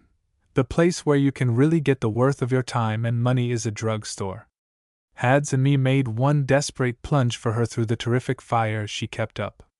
I don't suppose that lady could hit a barn with a rock unless she was inside of it, under ordinary conditions, but I'll bet she didn't miss 1 out of a possible 10 that night. She caught me under the eye with a mouth organ, on top of the head with a jar of tooth powder, while smaller articles flew off and me in all directions. Hads took hold of her hands and talked implorin'. "Please, ma'am," says he, "please. Don't throw things around like that. Remember they cost money. We can't sell toothbrushes after you've strewed the floor with them. I ask you, please. Please." "Villain," says she haughtily, "how dast you put your evil hands on me?" "Hads," says I, "Lego the lady. We pass. Let us retire behind the prescription counter and bear up like men. There's only one thing on earth that E.G.W. Scraggs is willin' to admit has him trimmed to a peak, and you see that same before you now. 'Twas ever thus since childhood's hour, when my maiden Aunt Susan took the raisin' of me. Take any form thou wilt but this, and my firm nerve ain't goin' to tremble, but stacked again this form, my nerve is floppin' like a hotel wash in a hurricane." So I slung Heads over my shoulder, and we went behind the prescription counter. I tried to distract his mind by tellin' him a funny story. However, the rip-split-smash outside kind of jumbled 3 yarns into one. Besides, Heads was foamin', so it was all I could do to keep him from goin' over and kickin' the Major, who still was oblivious to surroundings, and enwrapped in the gentle art of sneezin'. Then there come a fearful bump from outside. I knew by that a showcase was no more. "Zeke," yells Hads, "think of something before that woman has us all in." "Hadsy, old horse," I says, "we've only got one show. If we can create a diversion we win." My head's that rumpled, the only thing strikes me is for us to go out there and play cat fight. Holler, and meow, and spit, and screech, and jump around till she can't help but look at us. That's the way I used to amuse the twins when they needed killin'. Of course we'll look like a pair of fools. Yes, hollers Hads. What do we look like now? You get 3 guesses. Come along, says I. Well, dear friends and brothers, our hearts was in that diversion, let alone the stake we'd invested in the store. If you don't think one bald-headed E.G.W. Scraggs and one red-headed Tommy Heads put up a high-grade article of catfight, I don't know how I'm going to prove to the contrary. But it was so. Illustration. Put up a high-grade article of catfight. Why, we buck-jumped 4 foot in the air, sideways, edgeways and straight pitch anteater. We meowed, and scratched, and tore and rolled over, and kicked with our hind legs, and such yells was never heard in a human habitation before nor since. It worked. The mayoress stopped and leaned over the counter. Warm it up, Hads, I whispers. We got her lookin'. So then we rollicked for ramps. I see the majoress smile. She peoned her finger toward us. Sick M, says she, sick M, Towser. It would have been all right. We was playin' on velvet, and could have led that woman out of the store as easy as anything if that concussed major hadn't come to in the wrong place. I caught one glimpse of him holdin' tight with both hands to a shelf, with his eyes jumpin' out of his head and his face as white as flour. Of course no man would really believe that the spectacle of 2 grown men playin' catfight in the ruins of a drug store, whilst his own wife looked on and said sick M, was anything but an optical delusion, caused by reasons he was familiar with. It's never come like this before, hollers the major, and then he goes down backward for the final touch, carryin' away a kerosene lamp, and the same landin' in a barrel of varnish. Well, sir, what with the stuff that was loose around there and the varnish, my coat-tails was afire when I lugged the major out to where Hads was industriously salvon the mayor's life. The 2 hose companies got out in good shape, but a most unfortunate dispute over who was to claim first water on the fire led M to use axes and spanner wrenches and sections of hose on each other whilst our drug store burned green and purple and pink, neglected. Inside of 10 minutes 8 firemen was ready for the hospital. A good citizen took the major and majoress in for the night, and all that was left of our promisin' business enterprise was a small heap of wood ashes and a very bad smell. Well, says I, shake Hads, it's all over. He grabbed my hand, weepin'. No, it ain't, Scraggsy, old man rocks, says he. You stood by me noble, and I'll do the same by you. He fumbled in his pocket. I've saved a complete equipment from the wreck, says he, and with that he hauls out a couple of decks of cards and a box of poker chips. All is lost save honor, Zeke, says he, but I reckon we can raise $1 or 2 on that. I was so moved in my feelin's I could only shake his manly hand. When I could speak, says I, we'll rise like a couple of them Fenian birds from the ashes, pard. And hope springin' eternal once more in our chests, we took a little drink at Jimmy's place and went to bed happy. The mournful number. It's a great misfortune to be superstitious, said Mr. Scraggs. Such a thing would never have troubled me if I hadn't learned from experience that facts carried out the day. Now you take that number 13. There's reason for believin' it's unlucky. One reason is, when things is all walkin' backwards folks says they're at 6s and 7s. Well, 6 and 7 makes 13, so there you are. I ain't much more than arrived, replied Red, rubbing his head dubiously. I'm comin' fast, said Charlie. But don't wait for me, Zeke. Well, that's only speculation anyhow, continued Mr. Scraggs indulgently.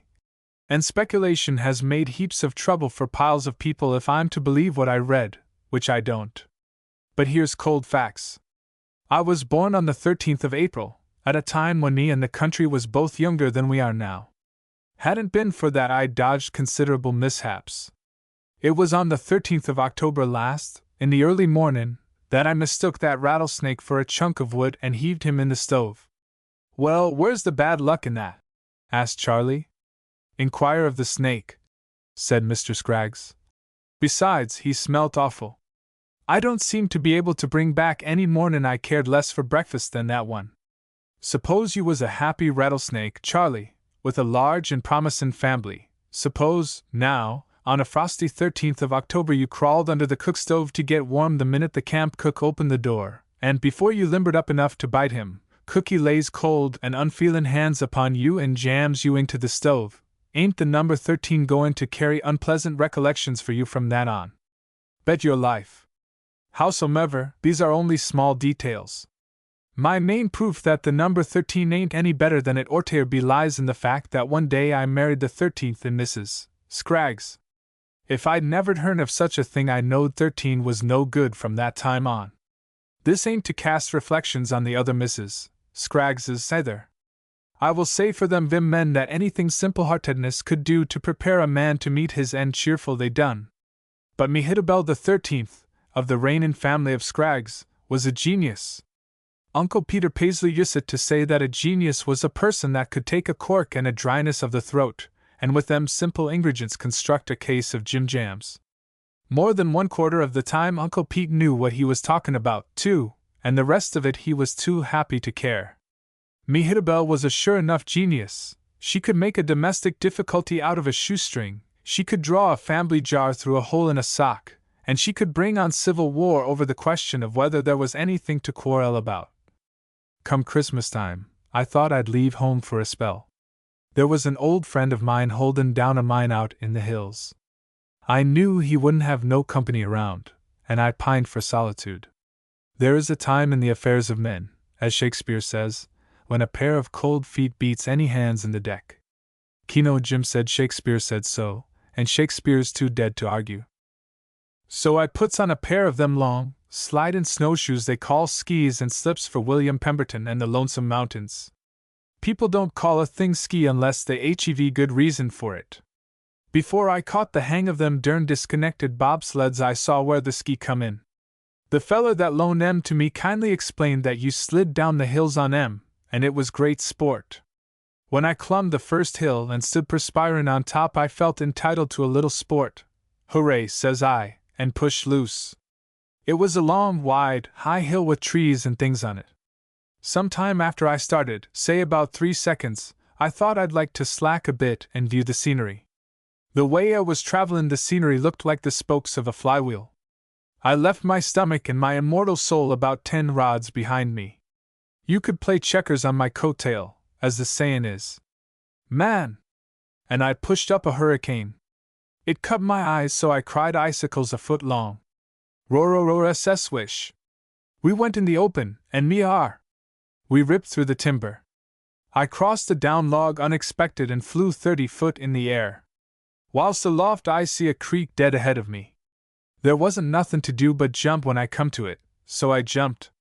I don't care a cuss whether you believe me or not, dear friends and brothers, but I want to tell you right now that I cleared the creek with something like 180 feet to spare. At which I took to throwin' somersaults. I threw 1 solid quarter-mile of somersaults before that sudden craven was satisfied. Why, as says I when I picked myself up, well, I reckon I've done enough of this here skedaddlin' for one mornin'. So after that I went along quiet and dignified to William Pemberton's. I hit his cabin on Christmas Eve, findin' him very low-spirited. It seems that he was expectin' an attack from some people anxious to jump the claims, thereby gettin' the mill standin' on the property. The feller that hired Billy as watchman promised him everything and forgot it. Billy was almighty faithful but hot-tempered. Think of it, says he to me. I gets word 2 days ago that the gang is comin' to hop me, and old man Davis ain't even sent me a rifle, like he agreed. What does he expect? Does he have illusions that when they come squirtin' lead at me I'm goin' to peg at 'em with snowballs? Then he laid back, fightin' for breath, and kickin' out with his legs till I loosened his collar. It was a terrible strain, bein' watchman of a mill under them conditions, with a disposition like this. I pitched in to make him feel better. After I'd narrated some incidents that went to make up livin' with Mrs. Scraggs he chirped up considerable. Well, sir, this is a gay world, ain't it, says he. I wished I could offer you something to drown your sorrows in, Zeke, but unless you happen to have brought along the makings of a flowing bowl we can't put an end to 'em at this ranch. Well, now, that was sorrowful tidings. I reckon William took notice of my face. Christmas Eve, Alone on top of a godforsaken mountain and not a smell of anything to make the sun rise in our souls. Oh, murder! I feel awful bad about this, Zeke, says he.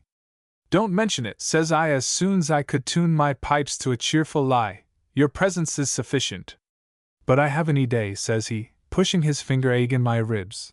Don't get excited, Zeke, only to be cast down the harder, but there's a chance. All last summer we had stockholders' investigation meetings, and the way old man Davis led 'em to make investigations through a glass darkly was a sin and a scandal. The altitude was too altitudinous for strangers, says old man Davis, and therefore they must take a drink, and it was too cold and too hot, too wet and too dry, and if everything else failed it was too cussed medium for them to live through it without taking a drink. The consequence was that all I remember about a stockholder is that he's a kind of man with wibbly-wobbly knees and feet that wants to swap sides, who spends his time hiccuping up and down the mine trails, find specimens when and where old man Davis wills. William Pemberton smote his forehead with the flat of his hand. Everything took hold of William so sixlent. I give you my word, Zeke, says he, that them horse-car busters picked hunks of red serpentine, loaded with gold from the Texas Star, out of our white quartz ledges that never see gold since Adam played tag, and believed it was all right, just the same as the gent pulls a rabbit out of your hat at the show. And you're convinced that rabbit was there all the time unbeknownst to you. And to think, he says. Sit down, William, sit down, says I. I don't know what to do for apoplexy. Well, I'll sit down to oblige you, Zeke. But to think of them flappy-footed yops puttin' away good liquor by the pailful, yells William scornful. Barrelful, steam engine beeilerful. Well, says I hastily, you was sayin' you had any day? Oh, yes, says he. It don't stand in reason they rounded up every last bottle, so it occurred to me that if we hunted we might make discoveries. Why, so we could, I hollers loud and hearty, with more notion of creatine a diversion, however, than any rank faith in my having a good time off what old man Davis overlooked. It'll be like hide-and-go-seek of a Christmas Eve when we was kids, William. So we scrimmaged round here and there till there was only one closet in the cabin left. I saved it till the last. It's the most likely, says William. Shine a light on our departing hopes, Ezekiel. He put his hand very careful toward the back. EGW, says he, my fingers have touched at something cold and smooth, just like a bottle. Pull hard, Ezekiel. I took a long breath and pulled hard. It is round, says William Pemberton, it is a bottle. Nothing could be heard but the beating of our hearts. Is it heavy, William? I falters. Then you couldn't hear nothin', for our hearts had ceased to beat. He let loose of a roar same as a lion that skipped atop of his prey. Ezekiel G.W. Scraggs, he shrieks, she's full. I wish no better luck myself, says I. Trot her out. When the light of the lantern fell upon that bottle we got a shock. Instead of the chair and color that usually fills useful bottles, the contents of this here one was green as grass off a June hillside. Well, says William, what in, wherein, why, it's perfumery, he hollers, and raises it for a smash. Hold, William! Hold, says I. It's got red sealin' wax on the top. If you break it before we take a sample, you and me is the best of friends parted in the middle, not to mention the disturbance we'll make in this room. So I took it away from him and looked at it in the candlelight. Sure enough, there was the inspirin' words on it, liquor, creme de menthe. A furrin' way of spellin' liquor, to be sure, but what's a letter or two out of the way, so long as the results is in sight? William, says I like you liquor. Get glasses, William, and let us be joyful. William mumbled something about green not being a joyful color, but he went and did as I told him. That stuff smelt of peppermint, fearful. It was a young lady's beverage if ever I hit one. We sat opposite each other, filled a tumbler apiece, says, here's how, and waited. We waited quite some time. Ezekiel, do you notice anythin'? Says William. Well, to tell the truth, I hadn't, yet it might only been fancy, so I says, seems to me I do, William, nothin' sixlent, nor musical, nor humorous, but a kind of a tranquil, preliminary, what you might call indication of somethin' to follow. Ha, says William, let's try another. We was careful to load to the brim this time. After 5 minutes I says, "Are you sure you don't notice nothin', William?" I observed a rise in color in his face. "Why, says he most sarcastical, "I noticed somethin', Ezekiel, a strong smell of peppermint, not escaped you, perhaps? Well, there's just one more swig of green paint goin' to force itself into the midst of William Pemberton, and if there ain't more to show for it than the present odor and a sensation 'sif I'd been turned inside out and exposed to the wintry blasts you'll hear from me, Ezekiel. I've stood," says William, "about all I'm prepared to stand. The next act will be for me to proceed to get a move on." Knowing what a powerful disposition he had, I most sincerely hoped our next glass would bring about satisfactory conclusions. I downed her, but it had got to be all I could do. I felt a freezing cold in my vitals, like William had complained of, instead of the warmth and comfort for which I looked. Why, as I swallowed that glass by main strength, like a snake would a hop-toad, kinder lengthened myself until I was outside of it. "Tick, tick, tick," remarks William's clock on the wall. When it had arranged its hands before its mild countenance in such a way as to inform me that 20 minutes, mountain time, had done all the elapsing possible, I slid my anxious gaze on William. He held to his chair with both hands, and white spots showed in his cheeks, the way he chawed his teeth together. "Ahem," says I, clearing my throat, do you know?" I got no farther. William leant over and bent his finger double egg in my chest. "Full well," says he in a tone of voice not loud but so loaded with mayonnaise it bumped on his teeth, "full well, Ezekiel George Washington Scraggs, do I assimilate what the results of such a course will be. But if you should presume to ast me any more if I notice anything, I shall at once arise and bat you in the eye. I am beyond caring for consequences. Now. What is the use of getting so excited? Take a drink of water, you'll bust your biler, foamin' like that," I says. "Water," says William. Ha! It wasn't no giggle, that laugh of his. It was one of them blood curdlers you read about. "All right," says he, brisk, "to oblige you, remember that." He turned the dipper upside down, then heaved it through the window. "Sufferin' Ike," says he. "I can't even taste it, nothin' but cold. Went down my gullet like a buckshot down a 10-foot shaft." He struggled for air and continued, "Here am I," says he, "William Pemberton, celebrating Christmas by dyeing my linen green and smellin' like a recess in a country school." His ventilation give out again, whilst he worked his face into knots and flew his hands around. "You come along with me," says he, "and I'll show you a Christmas celebration." I grabbed him. "William," I says, "your eye is desperate. You explain to me before you scuff a foot." "Lego me," he says, "I tell you, Lego me, Zeke Scraggs. I'm going to have my revenge. I'm going to take 10 cases of giant powder and blow the mill of Honorable John Lawson Davis, Member of Congress, champion double-jointed, ground and lofty, collar and elbow, skin and lyre, so high in the air that folks'll think there's a new comet, predictin' war and trouble." "William," I says, "you ain't going to do no such thing. That's wicked, that is." I tried to speak stern, but this here Christmas hadn't amounted to much so far, and I never had seen a stamp mill blew up, so I couldn't help wonderin' how it would look. "See here," says he, "I'll admit many a time you've licked me in a friendly way, Ezekiel, and I'm obliged to you, but now be you, or ben't you, my guest?" "I be," says I. "Then don't let's hear no more out of you," he says, "but come along."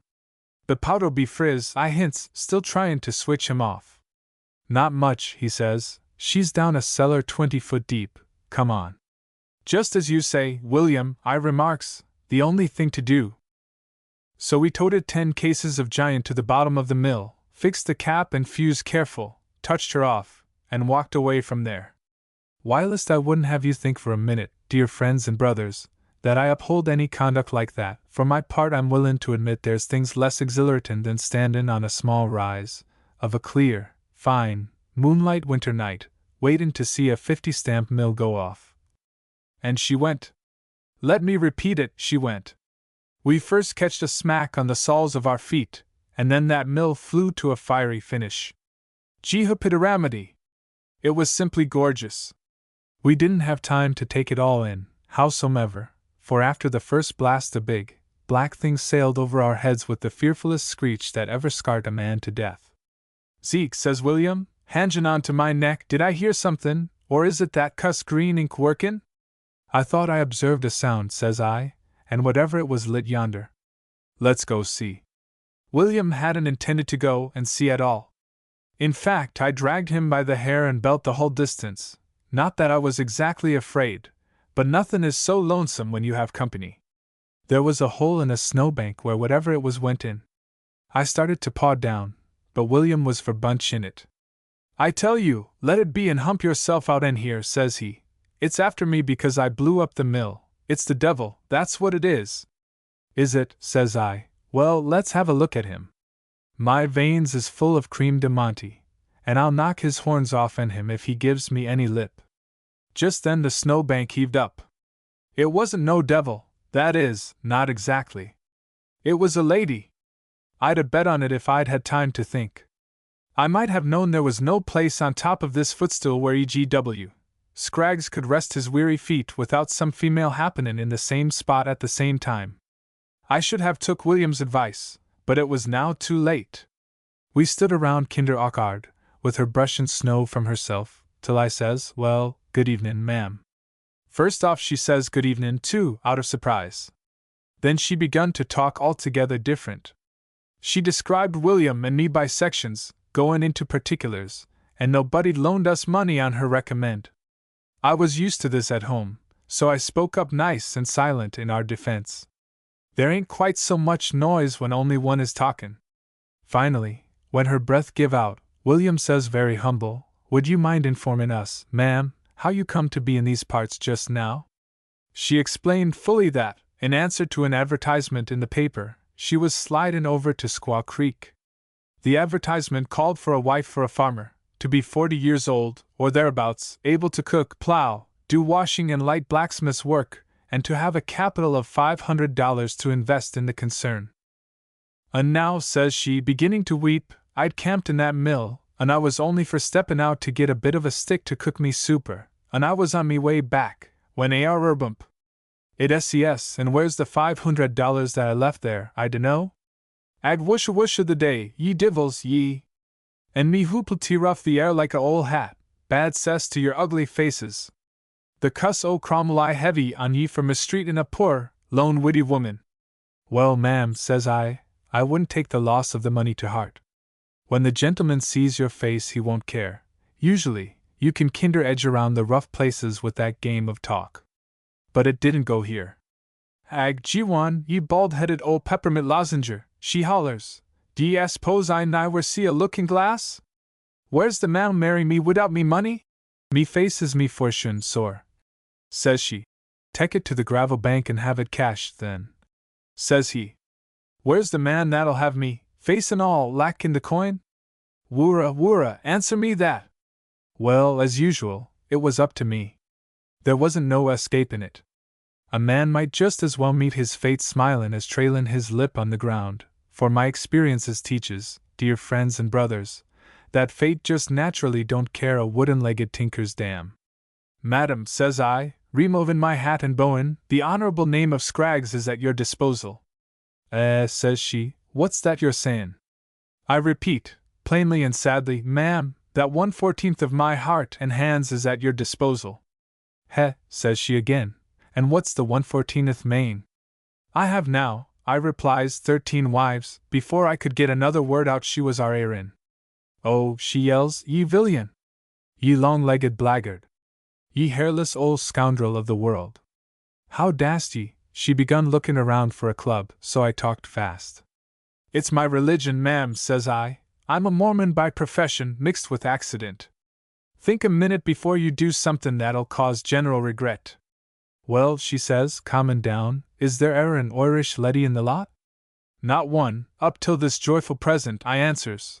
I don't rightly know what country they hail from, but I can truthfully add that I'm not thinkin' of talking up homestead rights there. Ag Gelongwood, you're jokin', says she, as kittenish as anything. You're only foolin', ye are. Ma'am, says I, if you say the word I shall at once proceed to get my fiery, untamed skis and go gallopin' over the mountains to make you the 14th Mrs. Scraggs with all speed and celery possible. You have only to speak to turn this dreadful uncertainty into a horrible fact. I pay for what I break, That's me, Joe Bush. Well, ain't this sudden, she says, but I'll not stop you from your intentions.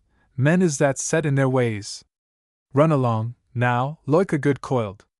Well, goodbye, William, I says when we started, you see how it is yourself. He cried on my coat collar. I honest believe that grass juice had a jump or two in it, so darned insidious a man wouldn't notice. To think it was me brought this on, he hollers, me and my revengeful nature. You try to forgive me, Ezekiel. And we everlastingly did wind up that mill, anyhow. William, says I, take no heed. No man is above what happens to him, unless like he'd been atop of the mill when she dispersed. I forgive you, goodbye. Mr. Scraggs puffed his pipe thoughtfully. 13. He ruminated, and shook his head. Tell me not them mournful numbers.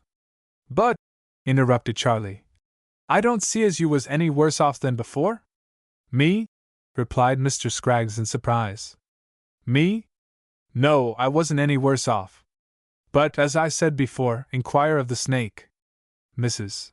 Mehitabel 13th Scraggs opened up on me a few mornings after that, and my latest acquisition instantly laid hold of her by the hair of her head and beat her with a frying pan till number 13 had to take to her feet, and stay that way for a week. You will talk to my old man like that, will you? Says Bridget. Well, mind you this, now. If he needs batin' I'll bait him, but for any skimpy, y'all a critter like yourself to so much as give him a sassy look I'll construe as a mortial offense. Run along now, run along, and get him his breakfast, or I'll strangle you with me foot. Illustration. You will talk to my old man like that, will you? No, said Mr. Scraggs sadly. I wasn't no worse off.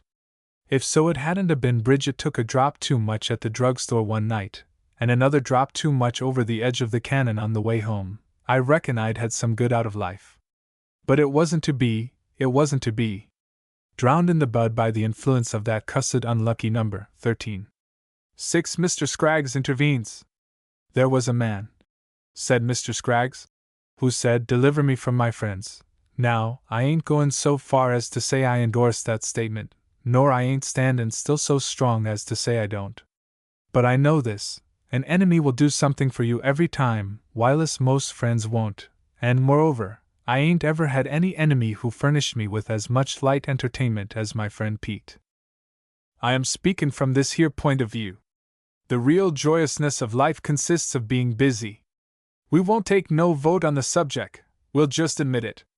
Hence an enemy, that is an enemy, when you be in good health and able for to look after the enemy part from your side, is a great source of innocent amusement. A man gets so dern practical, he don't take no interest in all the pleasant rocks and bushes strewed over the country by the beneficent hand of Providence. He shacks along on his little old cayuse, with his mind occupied on how many things he can't do next, and he gets plumb disgusted. But suppose there's a chance of an able-bodied enemy, aided and abetted with a gun, hidin' behind each and every one of them rocks and bushes? Don't life take on an interest? I bet you money! The imaginations of that man's mind get started up.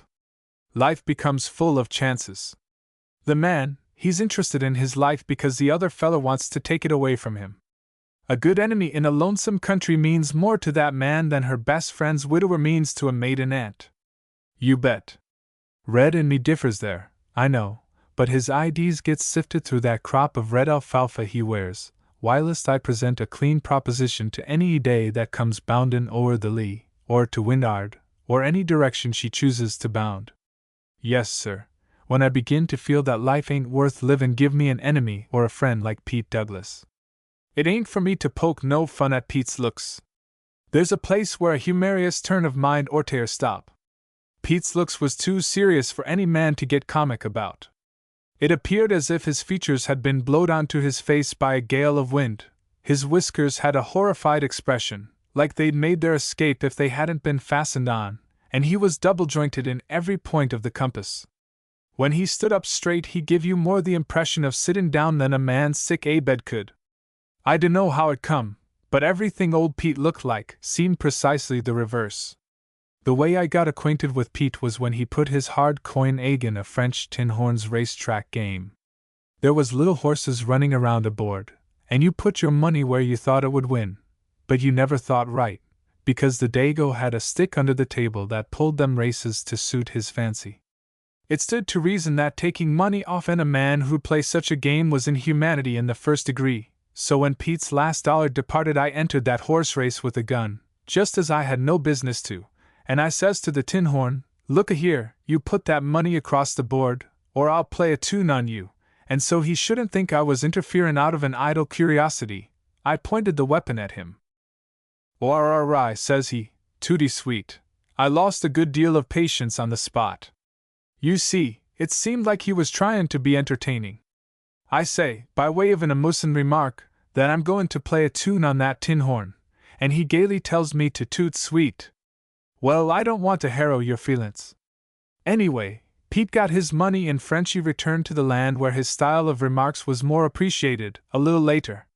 So Pete, he grasps my hand with tears in his eyes and considerable blood on his nose, where I'd accidentally hit him with the Dago, and he says I'm his friend forever, and he'll show me what friendship really means. That's why I'm inclined to say that for rest and recreation I'll take an enemy. Whether our friend and brother, Mr. Douglas, was the luckiest or unluckiest man on earth, I've never been able to figure out. He personally explored the bottom of every old prospect hole in the country. He was romantic by disposition, Pete was, and loved to go for walks at night.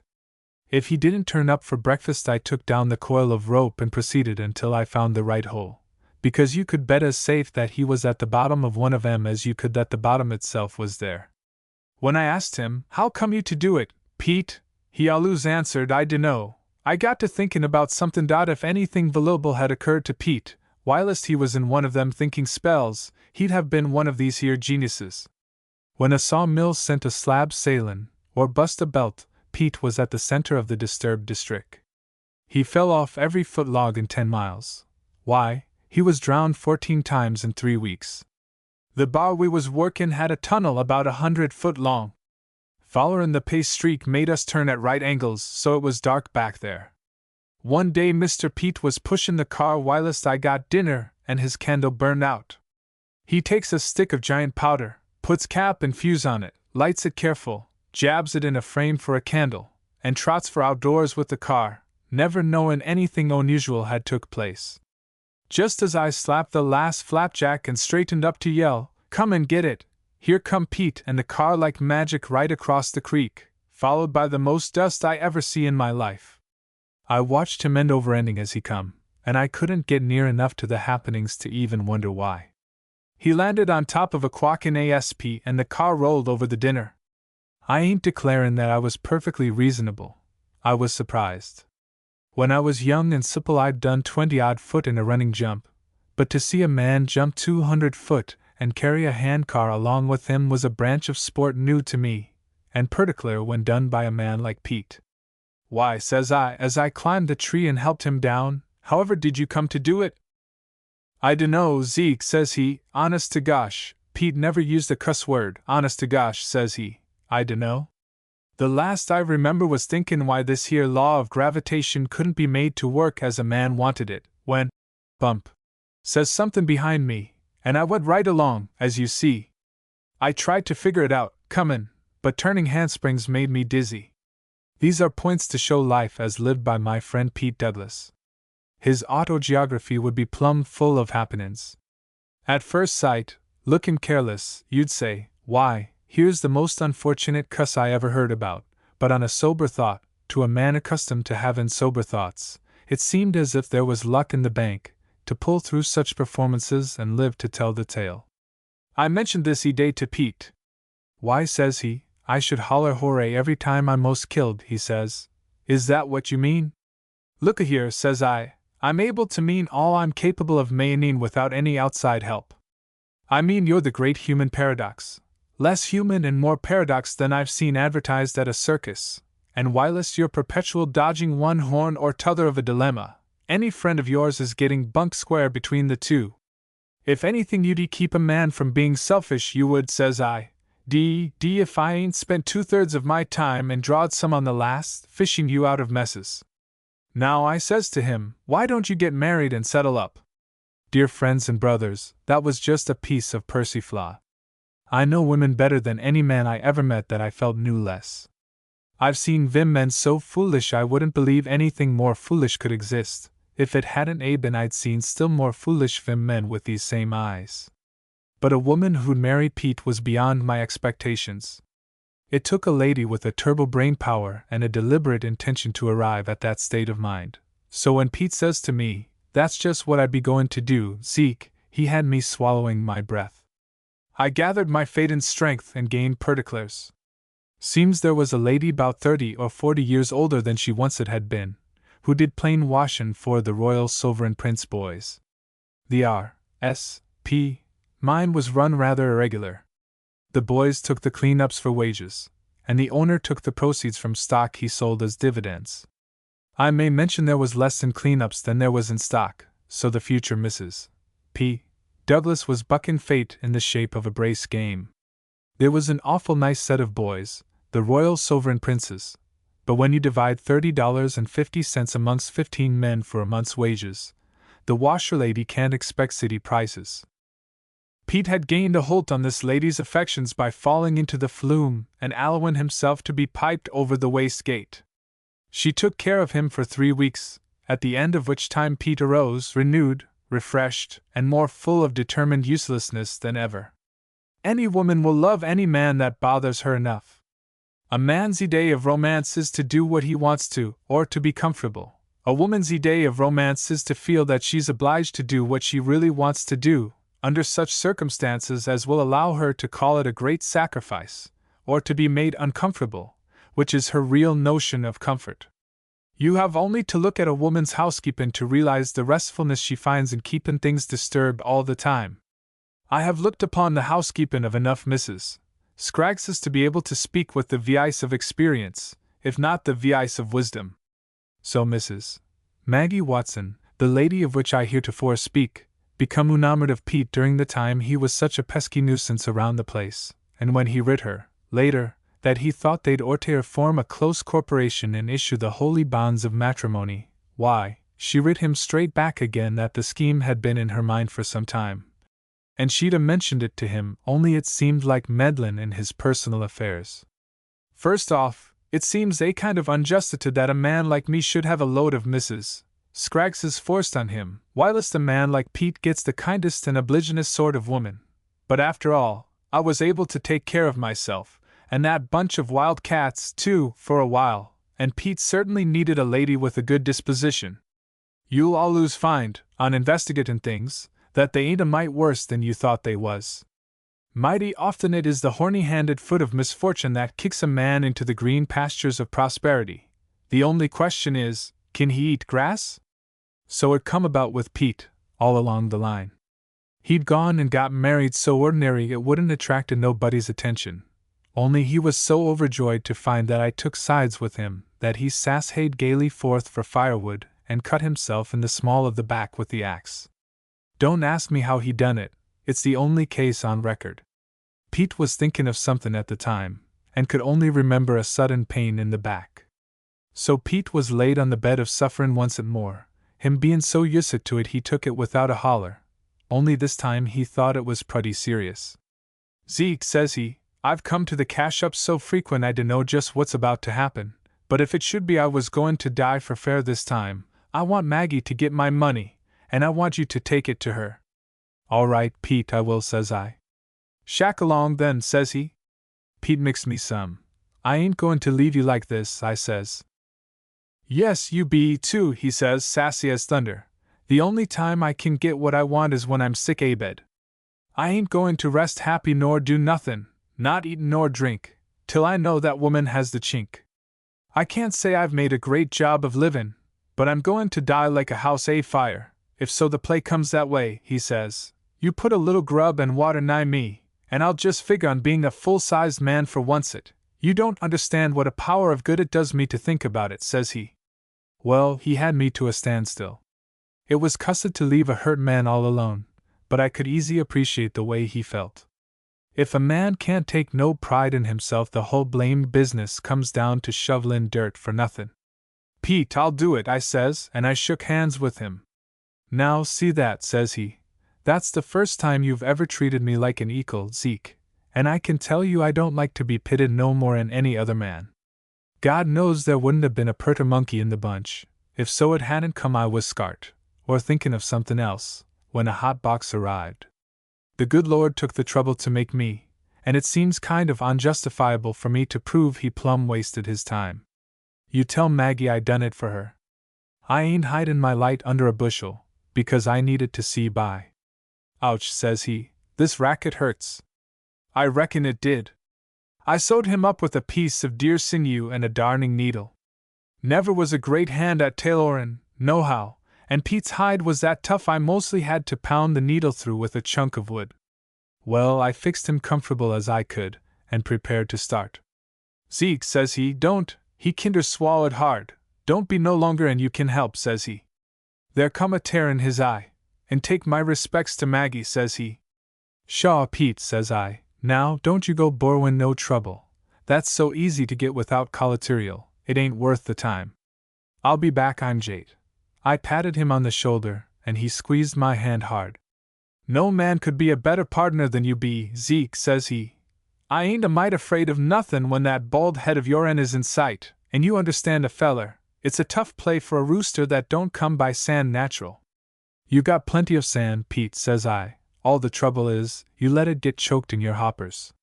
Bye-bye, and away I went, slopin' fast, with Pete's $48 down in my jeans. I was so took up with his affairs I didn't watch out careful, and that ain't wise in a hard-luck country.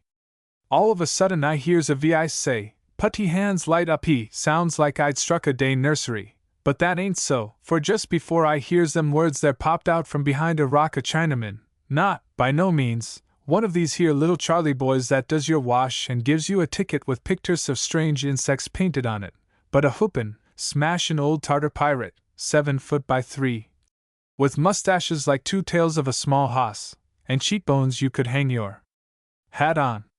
More'n that, he was armed and equipped with 2 hoss pistols as required by circumstances. That tired feelin' come over me, and I stretched, yes sir, the hands of E.G.W. Scraggs went up toward the sky.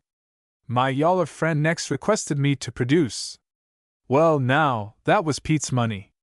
I'd a took a chance at violent physical exercises, but I see the time had come to talk. My Christian friend and brother, says I, before we converse upon the root of all evil, let me put you on to the fact that my name is E.G.W. Scraggs. Ah, says he, backin' up, Scraggsy. Scraggsy, I hollers, and we near met on the spot, don't you say that agin? Ah, says he. I noticed his guns was wobblin'. Ah, says I, you're darned right. Now I'll make you this proposition. I got $48 in my pocket that don't belong to me. If we let things slide by as if they had not happened, I'll give you $2 for the use of that money until Tuesday next. Pay you $50 next Tuesday, at Jimmy Holt's place. Get me? Getty money now, says he, cunnin'. Perhaps, says I, but you won't be in condition to spend it for some time. He rolled his eye off and me, and at that instant Mary and the faithfulest gun that ever stood between me and a gentleman whose intentions weren't good, appeared upon the scene. Dante shooty, Scraggsy, he screeches. You call me Scraggsy. Once it more, and I won't leave nothin' of you but a rim, says I. As for the other proposition, it goes, Tuesday next. Jimmy Holt's place. I put you in hand $50, you cock-eyed yaller, mispronouncin' blasphemy on a heathen idol. Although I ain't been near enough to a cherry tree to cut one down, the word of Ezekiel George Washington Scraggs is as good as the father of his country, says I. He beat me at that last game, but I can stick to my sayin' like a porous plaster. You get the money, I will lie for the fun of the thing, but not for no dirty $50, says I. You goin' toward town? Yes, says he. Well, get your plug, and we'll amble along together. So we rode in, right cheerful, instead of quarrelin'. I made him come along to Maggie's cabin, to show it weren't a bluff about the money. Illustration. So we rode in, right cheerful. Poor Maggie, she wipes her eye on her apron, and says she'll start for our camp at oncet. I called the Chinaman aside, confidential. You take care of lady, I shrieks at him. Lady, you take care. I dunno why it is you think if you holler loud enough you can make a man understand anything, but it's a fact. My chink bobs his head. Take Claire Lely, he says. Yes, says I Russely Monelli. He bobs his head again. Lussily Manelli, he answers, kind of vacant. I sot down. 'Twas clear he didn't have no idea of my conversation. So we went over it for 2 hours, me drawin' maps and wigglin' my fingers, and makin' faces to illustrate a man with an axe cut in the small of his back, and a lone widder woman takin' care of him, till at last, by bringin' hands, face, and feet all into the game, with a small hunk of kerfuzzled English language here and there, a light broke on his heathen soul. He near bobbed his head off. Me makee all lighty for Scraggsy, you betty, hellly damn me, says he. He was that earnest I overlooked the name. Good, says I. Now, Charlie, you cut wood, haul water, and keep things going out there, and your 50 is waitin' for you on Tuesday. Maggie did a crow hop when she found she had to travel with the chink, but I told her it was okay, so she got aboard an Injun pony and off they goes to Pete. Well, dear friends and brothers, I sincerely hope you've never had to raise $50 in a busted camp. The boys done the best they could, but a can of corn had to stand for 50 cents, and a pair of pants that would take Tartar Charlie somewheres about the knees drew a credit of $2.50. 4 iron knives and a busted coffee pot stood for a case, and a pair of scissors with one blade broke half off, and a mouth organ that only sounded in spots, was equal to $2 iron. I got $18.50 in cash and the balance was junk. Well, says I, he's no better'n a road agent, and I can't help it, nohow. For all that, I sot in Jim Holt's place of a Tuesday afternoon feelin' low-spirited when I looked at the heap, when who come sailin' in at the door but Tartar Charlie, wearin' a grin that took 2 turns and a half around his face. Lely Kami, says he, petty Kami. On what, says I, ashamed to show surprise to a yaller Chinaman. Joss man fetchy, says he. Certainly, says I, that's what he ought to do, don't get excited. I did my wonderin' about the Joss man in private. Sit down, Charlie. So Charlie, he sat down and watched me rifflin' the cards. Play ye poker, says he. As a relaxation, Charles, says I. Poker is a business for gentlemen of means, gotti no money. Me stakey you, says he, likey poker. So Jim and some of the other boys come over, and Charlie and me begun to draw cards. After we dubbed through a few deals, gettin' on to each other's play, I see Charlie stow away a pair of aces. Now, ordinarily I'd complained, but under the circumstances, it didn't appear to me to be the decent thing to do, so I motioned to Jim, and he slid me a pack with the same sort of backs. After that you never in all your born days see such hands on a poker table. Why, a kingful wasn't worth raisin' back on. A set of 4s was the least a man could have confidence in, and only if it was on his own deal, at that. Howsomever, having a whole pack at my disposal, whilst Charlie could only use his holdouts, I worked him down to tin cans of vegetables, the busted coffee pot, and the pants. He, being as game as any white man, jackpotted the lot. It was just draw cards and show down for the money. Darned if he didn't get the best of me. How I come to pick out the queen of diamonds to match a straight club flush is one of them things that won't be revealed till Judgment Day. There wasn't nobody more surprised than me. This brought us down to even Stevens, and I felt irritated, so I come back at him with one play for the bunch. He agreed, and I dealt him 4 aces, pat. I was going to draw to fill my straight color. I snaked out the 3 I had on my knee, and was just going to insert 'em where they do the most good, when Pete's vice says, "Well, Zeke." It was a joyful vice, but I knowed he'd seen my play. I dropped them cards.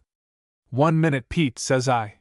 I called across the table to Charlie, "Show openers and win," and when he laid down them bullets I'd give him with my own hands, my heart broke inside me. But I couldn't stand for a crooked play seen by old Pete. I hopped up from the table and shook his hand. I shook Maggie's hand, where she stood, smilin' bashful, and then I shook the hand of a strange gent in black clothes, whose name was Mr. Something or other. Pete explained to me that the gent was a minister travelin' through the country, who'd offered him and Maggie a ride to town. "We thought we might as well get hitched at the same time," says Pete, "and I sure wanted to see you, Zeke." "Yes," says Maggie. "It wouldn't seem right to get married without you bein' there, Mr. Scraggs. To think of what you've done for Pete. And that Charlie Highball there is just the blessedest angel that ever was. Why, he got some stuff in the woods and put it on Pete's back, and made him well in a minute, you might say. And there warn't nothin' he wouldn't do for us. And I'm just the happiest woman ever was, says Maggie, wipin' her eyes on her apron some more. Well, says I, brisk, tryin' to forget that lost 50, why don't you and Pete sign the pledge right here and now? How's that, friend? I asks the minister. Why, says he, it doesn't seem quite the proper place.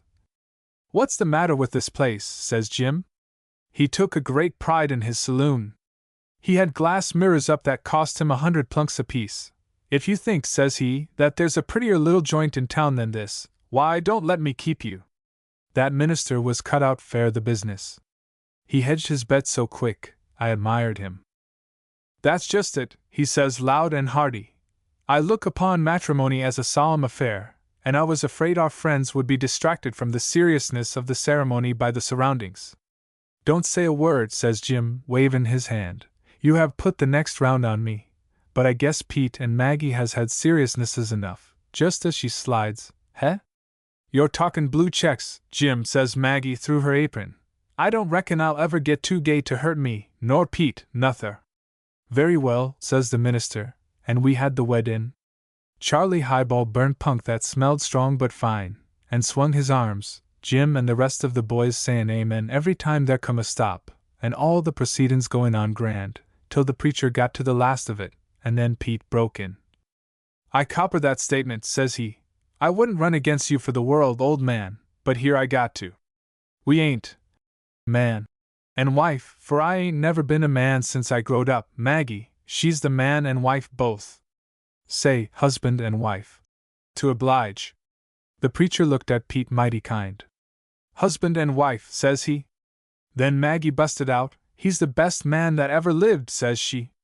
May you live long and happy years together, says the preacher, and he had a different look on his face, more as if it was a pleasure instead of business he was attending to. Whilst we stood there, kinder awkward, Charlie made a high play.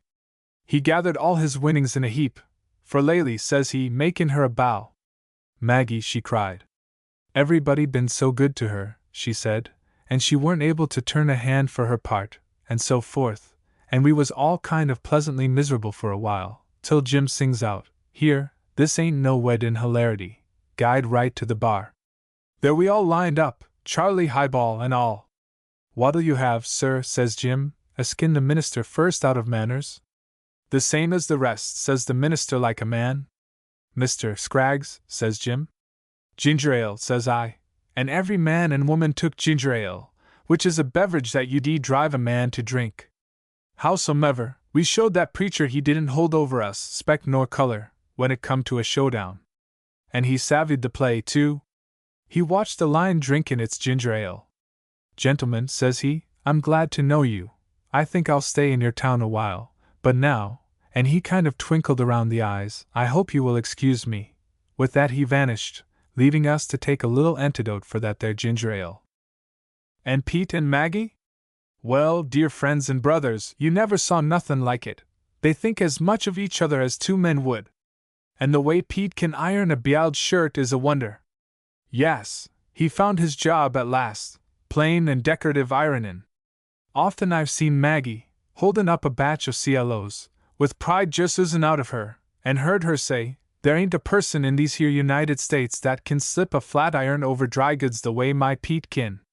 7. The Fountain of Youth.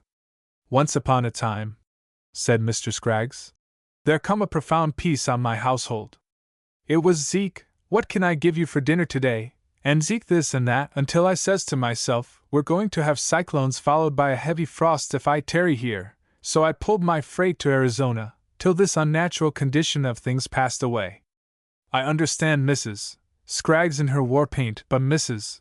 Scraggs with her eyes uprolled to heaven and a white dove perched on each and every ear is a thing I'm not going to witness the spoilin' of, if I can help it. I loafed around the little town, wearin' the counters shiny, entertainin' myself every minute by wonderin' what in thunder I'd do with the next one, till fate, that's always seemed ready and eager to butt into my affairs, sent me down to the railroad station one morning. There got off in the train a little stout man, with a clean baby skin and clean baby eyes. He looked as if he'd got born into this wicked world with a bald spot, gray side whiskers, and a pair of gold-rimmed specs. He made me feel sad, not that he weren't cheerful enough, but his rig was that of a parson, and a parson naturally reminded me of matrimony, and there was only one thing worse than loafing around Jim Creek, and that was matrimony. Yes, I says to myself, looking at that nice, clean old gentleman, he little knows the trouble he's made in this world. And yet, thinks I, willing to be square, I don't know as you could have kept 'em apart, even if there weren't no ministers. Man is born to trouble as a powder mill is to fly upward. Male and female he made 'em, after their kind, and it's only reasonable that they've been after their kind ever since. And more in that gentleman would have checked my wild career. He'd have held me down to one. So why should I wish to walk on his collar? Whilst I was Hamleton to myself like that, the old boy talked to the station agent. Billy leaned on the truck and pointed to me. "There's your man right now," says he, "Mr. E.G. Washington Scraggs, the most famous guide and hunter in Arizona. I ain't got a doubt you can secure his services," and off goes Billy. Railroad men get used to talking life on the run, from eating to jokes. Bill never waited to see the effect of his little spring on me. My friend comes up to me. "Is this Mr. Scraggs?" he says. "I am a modest man by nature," says I, "and yet I cannot deny it." He made me a bow. I made him a bow. "I am told, Mr. Scraggs," says he, "that you are a celebrated guide and hunter?" "If you go through this land believing all that's told you," says I, "you'll have a queer sensation in your head. However, I can do plain guiding and hunting, all right. What am I to guide, and who am I to hunt? I shall explain to you," says he, taking off his specs and tapping his hand with them. He was a nice, home-raised old gentleman, but he sure did think his own affairs was interesting. "It is this way," says he, "my ministerial labors have, exhausted, that is to say, prostrated me. My physician insisted I should come to this climate, where I am told it is exceedingly dry and healthful, and live entirely out of doors, to return to our healing mother, Nature, to salute the rosy youth of morning from a couch of sod, to bid farewell to day from some yearning height, far from the petty madness of cities. What did you say, Mr. Scraggs?" I said, "Yes," says I quick, because I'd forgot myself a trifle. "Ah," says he, waving his specs in enthusiasm, "the abiding peace of a life like yours. I beg your pardon? I have an attack of this here bronchitis," says I. "I cough almost like conversation. Go on." "To live," says he, "in the great peace of these enormous spaces, to spread God's clean sky above you and pass into a sleep where this sweet air shall hush me through the night, like the wind from angels' wings. With what a sick longing have I looked for this." "That's it," says I. "Pardner, you've struck it. There ain't one man in 1,000 thinks of tucking the sky around him when he turns in, but many a time when I've shoveled the last batch of centipedes and tarantulas into the fire, petted a sidewinder good night, and fired a farewell shot at a scalplock vanishin' over the hill, I've thought that same thing. Oh, the soothin' gooly-woo of winding yourself up in a bright-colored sunset and lying down to peaceful dreams. I sleep too hard to remember about the angel's wings." I spoke so earnest he swallowed me whole. "Centipedes and tarantulas," says he, musin', evidently he hadn't figured on 'em. "And what is a sidewinder, Mr. Scraggs?" "A sidewinder, sir," says I, "is a rattlesnake who travels on the bias. As I've heard my wife remark about her clothes, he's a kind of Freemason. He lets you in on the level and out on the queer." "Rattlesnake," says he, "rattlesnake, yes, not dangerous, I hope?" "Oh no," says I. "He bites you up somewhat, but it's only play." Right here he got off a joke. It took some time, I see it comin'. "Rather dangerous play, that, Mr. Scraggs, says he. Ha. Well, I reckon I enjoyed that joke as much as he did. The two of us laughed for 5 minutes. But somehow, he looked so simple and innocent and foolish, my heart bucked on gooing him. There wasn't no bad pretensions about him. It was only that the old ladies had told him he was a wonder so long, he'd been more'n a man if he hadn't come to believe it. It's pretty medium hard to keep to cases under them conditions. That's what made him cough so deep and important, and stand there with a frown on his brow, looking as if he knew a heap more than he could understand. I sidestepped. I gather, says I, you want to go cam in, and you want me to pilot you? He just beamed on having the puzzle solved so simple. That's it exactly, says he. I guessed it almost from the first, says I. Well, we want a team and blankets and a camp kit. That'll cost something. It isn't a question of cost, said he, pulling out a cucumber and skinning much money off the top of it. You take that and secure what we need. I'll do what's right by you, says I, and meant it. That afternoon the Rev. Percival Mervyn and Mr. E.G.W. Scraggs pulled out with a team of mules for parts unknown. I had no more idea what kind of land we were running into than Percival himself. Howsomever, one country's a great deal like another, after all. But I gave him the history as we journeyed. Oh, sure. Hadn't he come out for pleasure? There, says I, painting with the whip, is Dooley's Pillar, so called because a man by the name of Dooley, helped only by his widow, stood off 8 ravagin', tearin' savages there for 3 weeks. Goodness gracious, says Percival. And did they escape? The Injuns? Oh, yes, they got away. No, I mean the Dooleys. Yes, they got away, too. Everybody got out all right, only the name stayed. I should have thought there would have been bloodshed, says he, astonished and a little disappointed, too, for all he was such a kind-hearted little man. It come mighty near it, says I, mighty. The only reason there weren't was because the Injuns couldn't get at 'em. Don't you notice that cliff at the bottom? Yes. Well, that goes completely around, and it ain't climbable, so the Injuns had to stay down. I see, says he, and we rode 3 mile before he said, but how did the Dooleys get there? They was ketched by a tornado in Sorto Cannon, over yonder, says I, and blowed right to the top, the Injuns chasing 'em horseback and shootin' at 'em on the wing. Percival he cleaned his glasses, looked hard at Dooley's Pillar, and give me his honest opinion. It, says he, is very remarkable.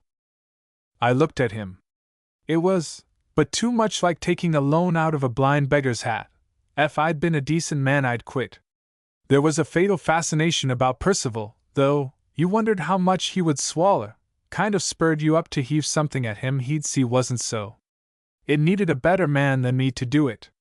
You never in all your life heard of such things as took place along that route. As he said, it made him glad to think he'd got hold of a man who had the history of the country at his fingers' ends. He showed nothing but a thirst for information when I pointed out Grant's Leap, the place where General Grant hopped to safety with 3 Apache arrows sticking in the fullness of his pants. Why, says Percival, I never heard that General Grant was out in this country. I shook my head wise. No, says I, he kept it dark. Nothing against his good name, I hope, says he, anxious. Not at all, says I, warm. He done it to oblige a friend. It was told me in confidence, so I can't say more. Just then we made a turn that brought Grant's Leap into better view. I thought it was a narrow slit, but it would be a good horse pistol that could carry across. General Grant must have been very agile as a young man, says Percival. Not at all, says I. It ain't more'n 50 feet, and that was before he was all wore out runnin' for the presidency. Oh, I see, says Percival. Don't think I meant to doubt you. I didn't, says I, my conscience biting me again. There was no help for it, though. He had to have a story of every queer-looking hole, rock, tree, or mud puddle we saw. There was one spooky-looking tree, dead on one side. Now, thinks I shall lay you out and quit. So I told him about how the vigilantes had wrongly suspected a man who peddled rubber hose of a murder, overtook him under that very tree, and lacking rope, strung him with a section of his own goods, riding away without a look behind them. When the poor lad was yanked off the horse, the hose stretched so his feet touched the ground. He gave a jump, went up high enough to loose the strain, swallowed a mouthful of air, and so forth. His hands being strapped behind him, he couldn't help himself, but for 3 days he hopped up and down there, securing light refreshment by biting the leaves off the tree, which, strange to say, never put out green leaves on that side again. And then he was rescued? Who did it? The vigilantes did it. The reason they suspected him was that they found a receipted bill for 50 feet of garden hose in Ike's, the murdered man's, pocket. Knowing perfectly well that Ike never paid a bill in his life, that looked suspicious. But when they come to look at it closer, they see the bill was made out to another man, and they hustled back. The peddler was game, though weary. They raised an axe to free him, but he hollers, one word to the jump. Don't waste too much hose. Percival put his hand on my shoulder. I thought my little effort would receive at least a smile, and was preparing to join in, when he says, Think of the state of that innocent man's mind for those 3 days. Well, I tried to oblige Percival, but I just naturally couldn't. If it hadn't been a nut come loose under the wagon, there'd been nothing left for me but to die right there. Only one thing marred the trip. We run across a man who asked where we was going. Oh, out a little way, says I. He looked at Percival. Here a minute, says he. I went over to him. Look out for your eye, he whispered. The patches are up. Well, I never paid any more attention to a man predictin' Injun troubles than I do to a farmer's kickin' about the weather, so I thanked him and we strolled on. I explained to Percival that the man was the well-known desperado, James Dapard, of the Bloody Hand, and he was a skin me if I'd met any of his enemies. He didn't look fierce, says Percival. That's his lay, says I. He goes up to a man and don't look fierce, and the first thing you know there's a funeral. About sunset we hit the place we aimed for, a nice, high spot with a pool of water, overlooking the valley for miles. It was straight on 3 sides, and a hard pull for the mules on the other, but a patch of grass to the back, timber handy, and the lookout it gave you, together with the water, made it worth the climb. Besides, it was the very spot where the Russian Prince Porkenbinsky camped, time I guided him 10 years before. I told Percival all about the prince whilst I was cooking supper, thus giving him a line on the proper way to behave. It was enough to say the prince done so and so, or didn't, to bring Percival into lying easy for the rest of the trip. Well, we couldn't get under that blue coverlet of Percival's any too quick that night. I didn't mind a blanket thrown in, nor him either, for it was colder and sin. We was good and tired. Broad sun up when we woke. Percival, he flew around like a cock-sparrer. Happy! The Lord save us! He sung little hymns, and trotted every step he took, his sunburnt little nose gleamin' with joy. It done you good to look at him. I took as much pride in him as though he was my sister's eldest, taught him to do this and that, till he was fit to bust with the glory of bein' such a camper. And 40 times a day he explained to me how glad he was that I'd been his guide, how much he'd have missed otherwise. I suppose them yarns I told him had added to his romantic ideas about living uncomfortably out of doors, but every time he said it I felt mean again. Still, Satan mischief always finds for idle hands to do. After about 5 days of loafin' I turned the conversation to the uncertainty of things in general. We talked a good deal about it. I gradual come to particulars, and producing a pack of playing cards, proceeded to show Percival how odd 5 of 'em dealt at a time would come out. He was interested, and I suggested that he take 5, too, and he did, and the first thing you know I had everything that Percival owned, owing to his misjudging the way them cards would fall. Then we divided again and went at it. At the end of the next week I was proud of Percival. He fronted me out of a plump jackpot without a tremble of a gray whisker, but to save me, I couldn't get him to play cards. He said it was wicked and led to gamblin'. I dunno but what he's right at that. We had lots of fun with the uncertainty of things, anyhow, and saved our morals. At the end of 3 weeks us 2 was twin brothers. Old Percy told me in confidence he hadn't had a real friend for years before. And I liked him, you bet. We all has got our faults. Why, even Mrs. Scraggs isn't free from 'em. But you scratched them off the top of Percival and you found a white man, the most trusting little critter in God and man, the kindest hearted and the best natured that ever lived. Honest, I couldn't sleep nights sometimes, thinking of the lies I told him, and if I'd never slept I couldn't acquit. It was like leaving a starvin' nigger in charge of a hen coop. So things ambled along, not a jar.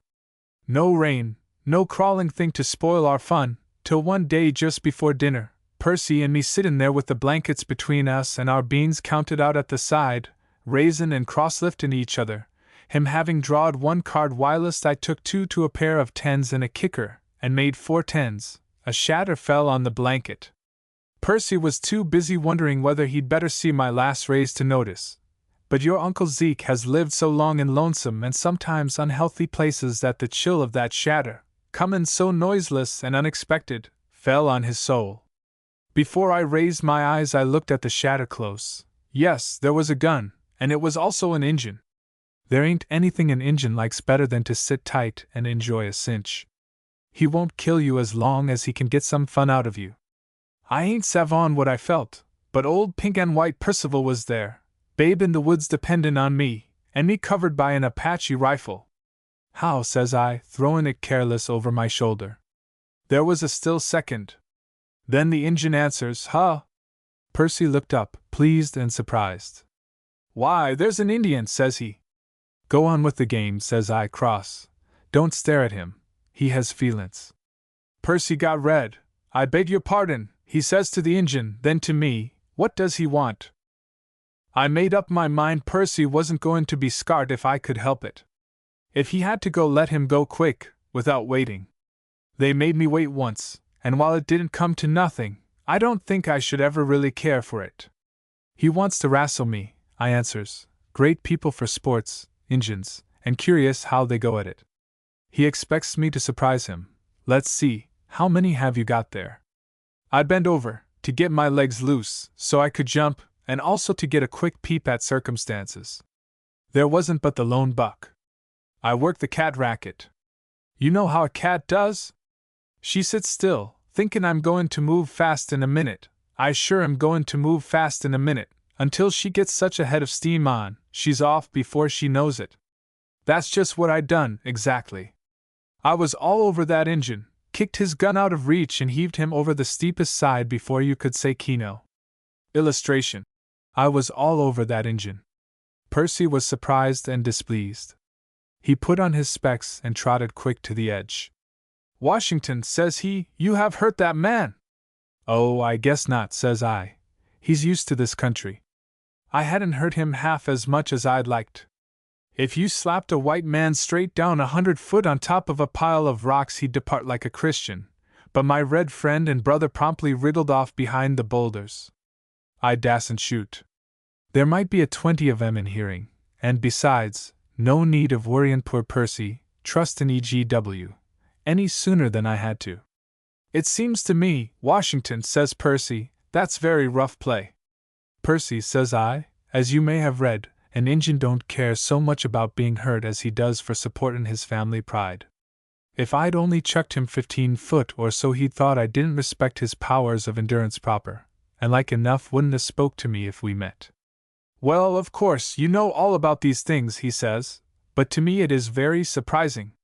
Percy, says I to him again, real earnest, if a man took note of all the things in this world that are surprisin', it wouldn't be no time before every tree in the forest looked like an exclamation mark to him. I suppose, says Percy, wagging his head, wise, that's quite true. And if there'd been 50 million Injuns ready to fricassee us the next minute, I couldn't 'a' helped havin' another attack of that bronchitis that troubled me so. But your Uncle Zeke wasn't so cussed hilarious for the next 4 days. I expected that Injun back with his friends every minute, and what with watchin' all night and joshin' Percy all day, I was plumb wore out. He made me kind of mad by not noticin' things was wrong, although that's the impression I'd labored to create upon him, as he'd say. The Injun didn't come, and he didn't come till I got mad at him, too. How was I to know that he finished up my day by fallin' over, further down? So I fumed and I fussed, and I yearned inside of me to get square with somebody. And at last my chance come. Afternoon, hot and clear as usual. Percy asleep under a rock, and then, horses' footsteps. I jumped for the edge, and boys, for a minute my sight give out. It wasn't Injuns. It was a lot of Uncle Sam's derned soldiers. I never expected to be so glad to see a soldier. I thought I despised them. I looked at 'em for a full half-minute, thinking, God bless old Percy's blistered nose, he's safe, and then I done what I hadn't orter did out of that desire to get even. I slid down the mountain and wanged away over their heads. It was like poking your finger in a hornet's nest. Up comes them soldiers, workin' the finest of Injun sneaks up the hill. If there ever was a grand sight in nature, it's a 200-pound soldier entirely concealed by a rock twice the size of my fist. Why, as here they come, and I flitted my red handkerchief like it was a patch's headdress, lead in Emma to where Percy was. I got there first, and crawled into a cave where I could watch. I looked at Percy, sleeping, remarking whoish, at regular intervals, his little baby face surrounded by his white handkerchief, his little fat hands folded on his little fat stomach, and I could scarcely wait for the time when them soldiers' eyes should fall upon their treacherous, fierce, and implacable foe. The lieutenant was a kid, just graduated, one of the kind that thinks it's glorious to get killed and read about it in the papers. He led his men into the simple quiet of our camp, crouched and turbly, a gun in each hand, and there was the United States Army and there was the sleepin' Percy, face to face. "What?" says the lieutenant, falling back 10 foot. "What?" says he, falling back 20 feet and losing his voice. "What?" says he, gathering himself. "What is this?" And then I come out of the cave and rolled on the ground. The lieutenant walked over and patted me on the back with a rifle butt. "What do you mean, you SCC scoundrel?" he says. "Stop that laughing or I'll shoot the pair of you." I come to quick when I heard that. "Look a here, young feller," I says, "you can beat me as much as you feel like, but if you make a crooked play at Percy I'll wrap you up in your diploma and send you home to your ma." It just happened their half-breed scout knew me. "I wouldn't row Mr. Scraggs, Lieutenant," says he. "It's bad luck." Of course there was more talk, but the lieutenant was a good enough kid, and when he see all the boys Logan he give in and smiled himself. "Well, you long-legged statue of melancholy," says he, "I suppose I'll have to let it go, but I'll shoot you, sure as there is shootin', if you ever play a trick like that on me again. What kind of a fool are you to stay here in the middle of an outbreak, anyhow? Now wake up your friend and come with us." "Thankee," says I, "but hold, is the road safe to town?" "Sure, we've cleaned 'em all but one bunch." "Well," says I, "then Percy and me'll just amble back together the way we come. I don't want him to know nothing about any trouble." After chewin' for a while he consented, and away went the army. So bimeby Percy woke up and said he'd had a nice nap and felt refreshed and, invigorated, and him and me went back to town, and he never suspicioned there'd been an Injun risin', soldiers nor nothin'. I have felt like offering $100 reward to the person who'd produce something that Percy would suspect. And whenever I think of that my spirits lift to that extent I could almost go out and get married again. And this here ticker I set great store by, because it come from Percy and says inside of it, "To E.G. Washington Scraggs, in memory of our beautiful friendship, from Percival Mervyn," and that to a tough old Mormon like me. Well, he was one darn nice little man,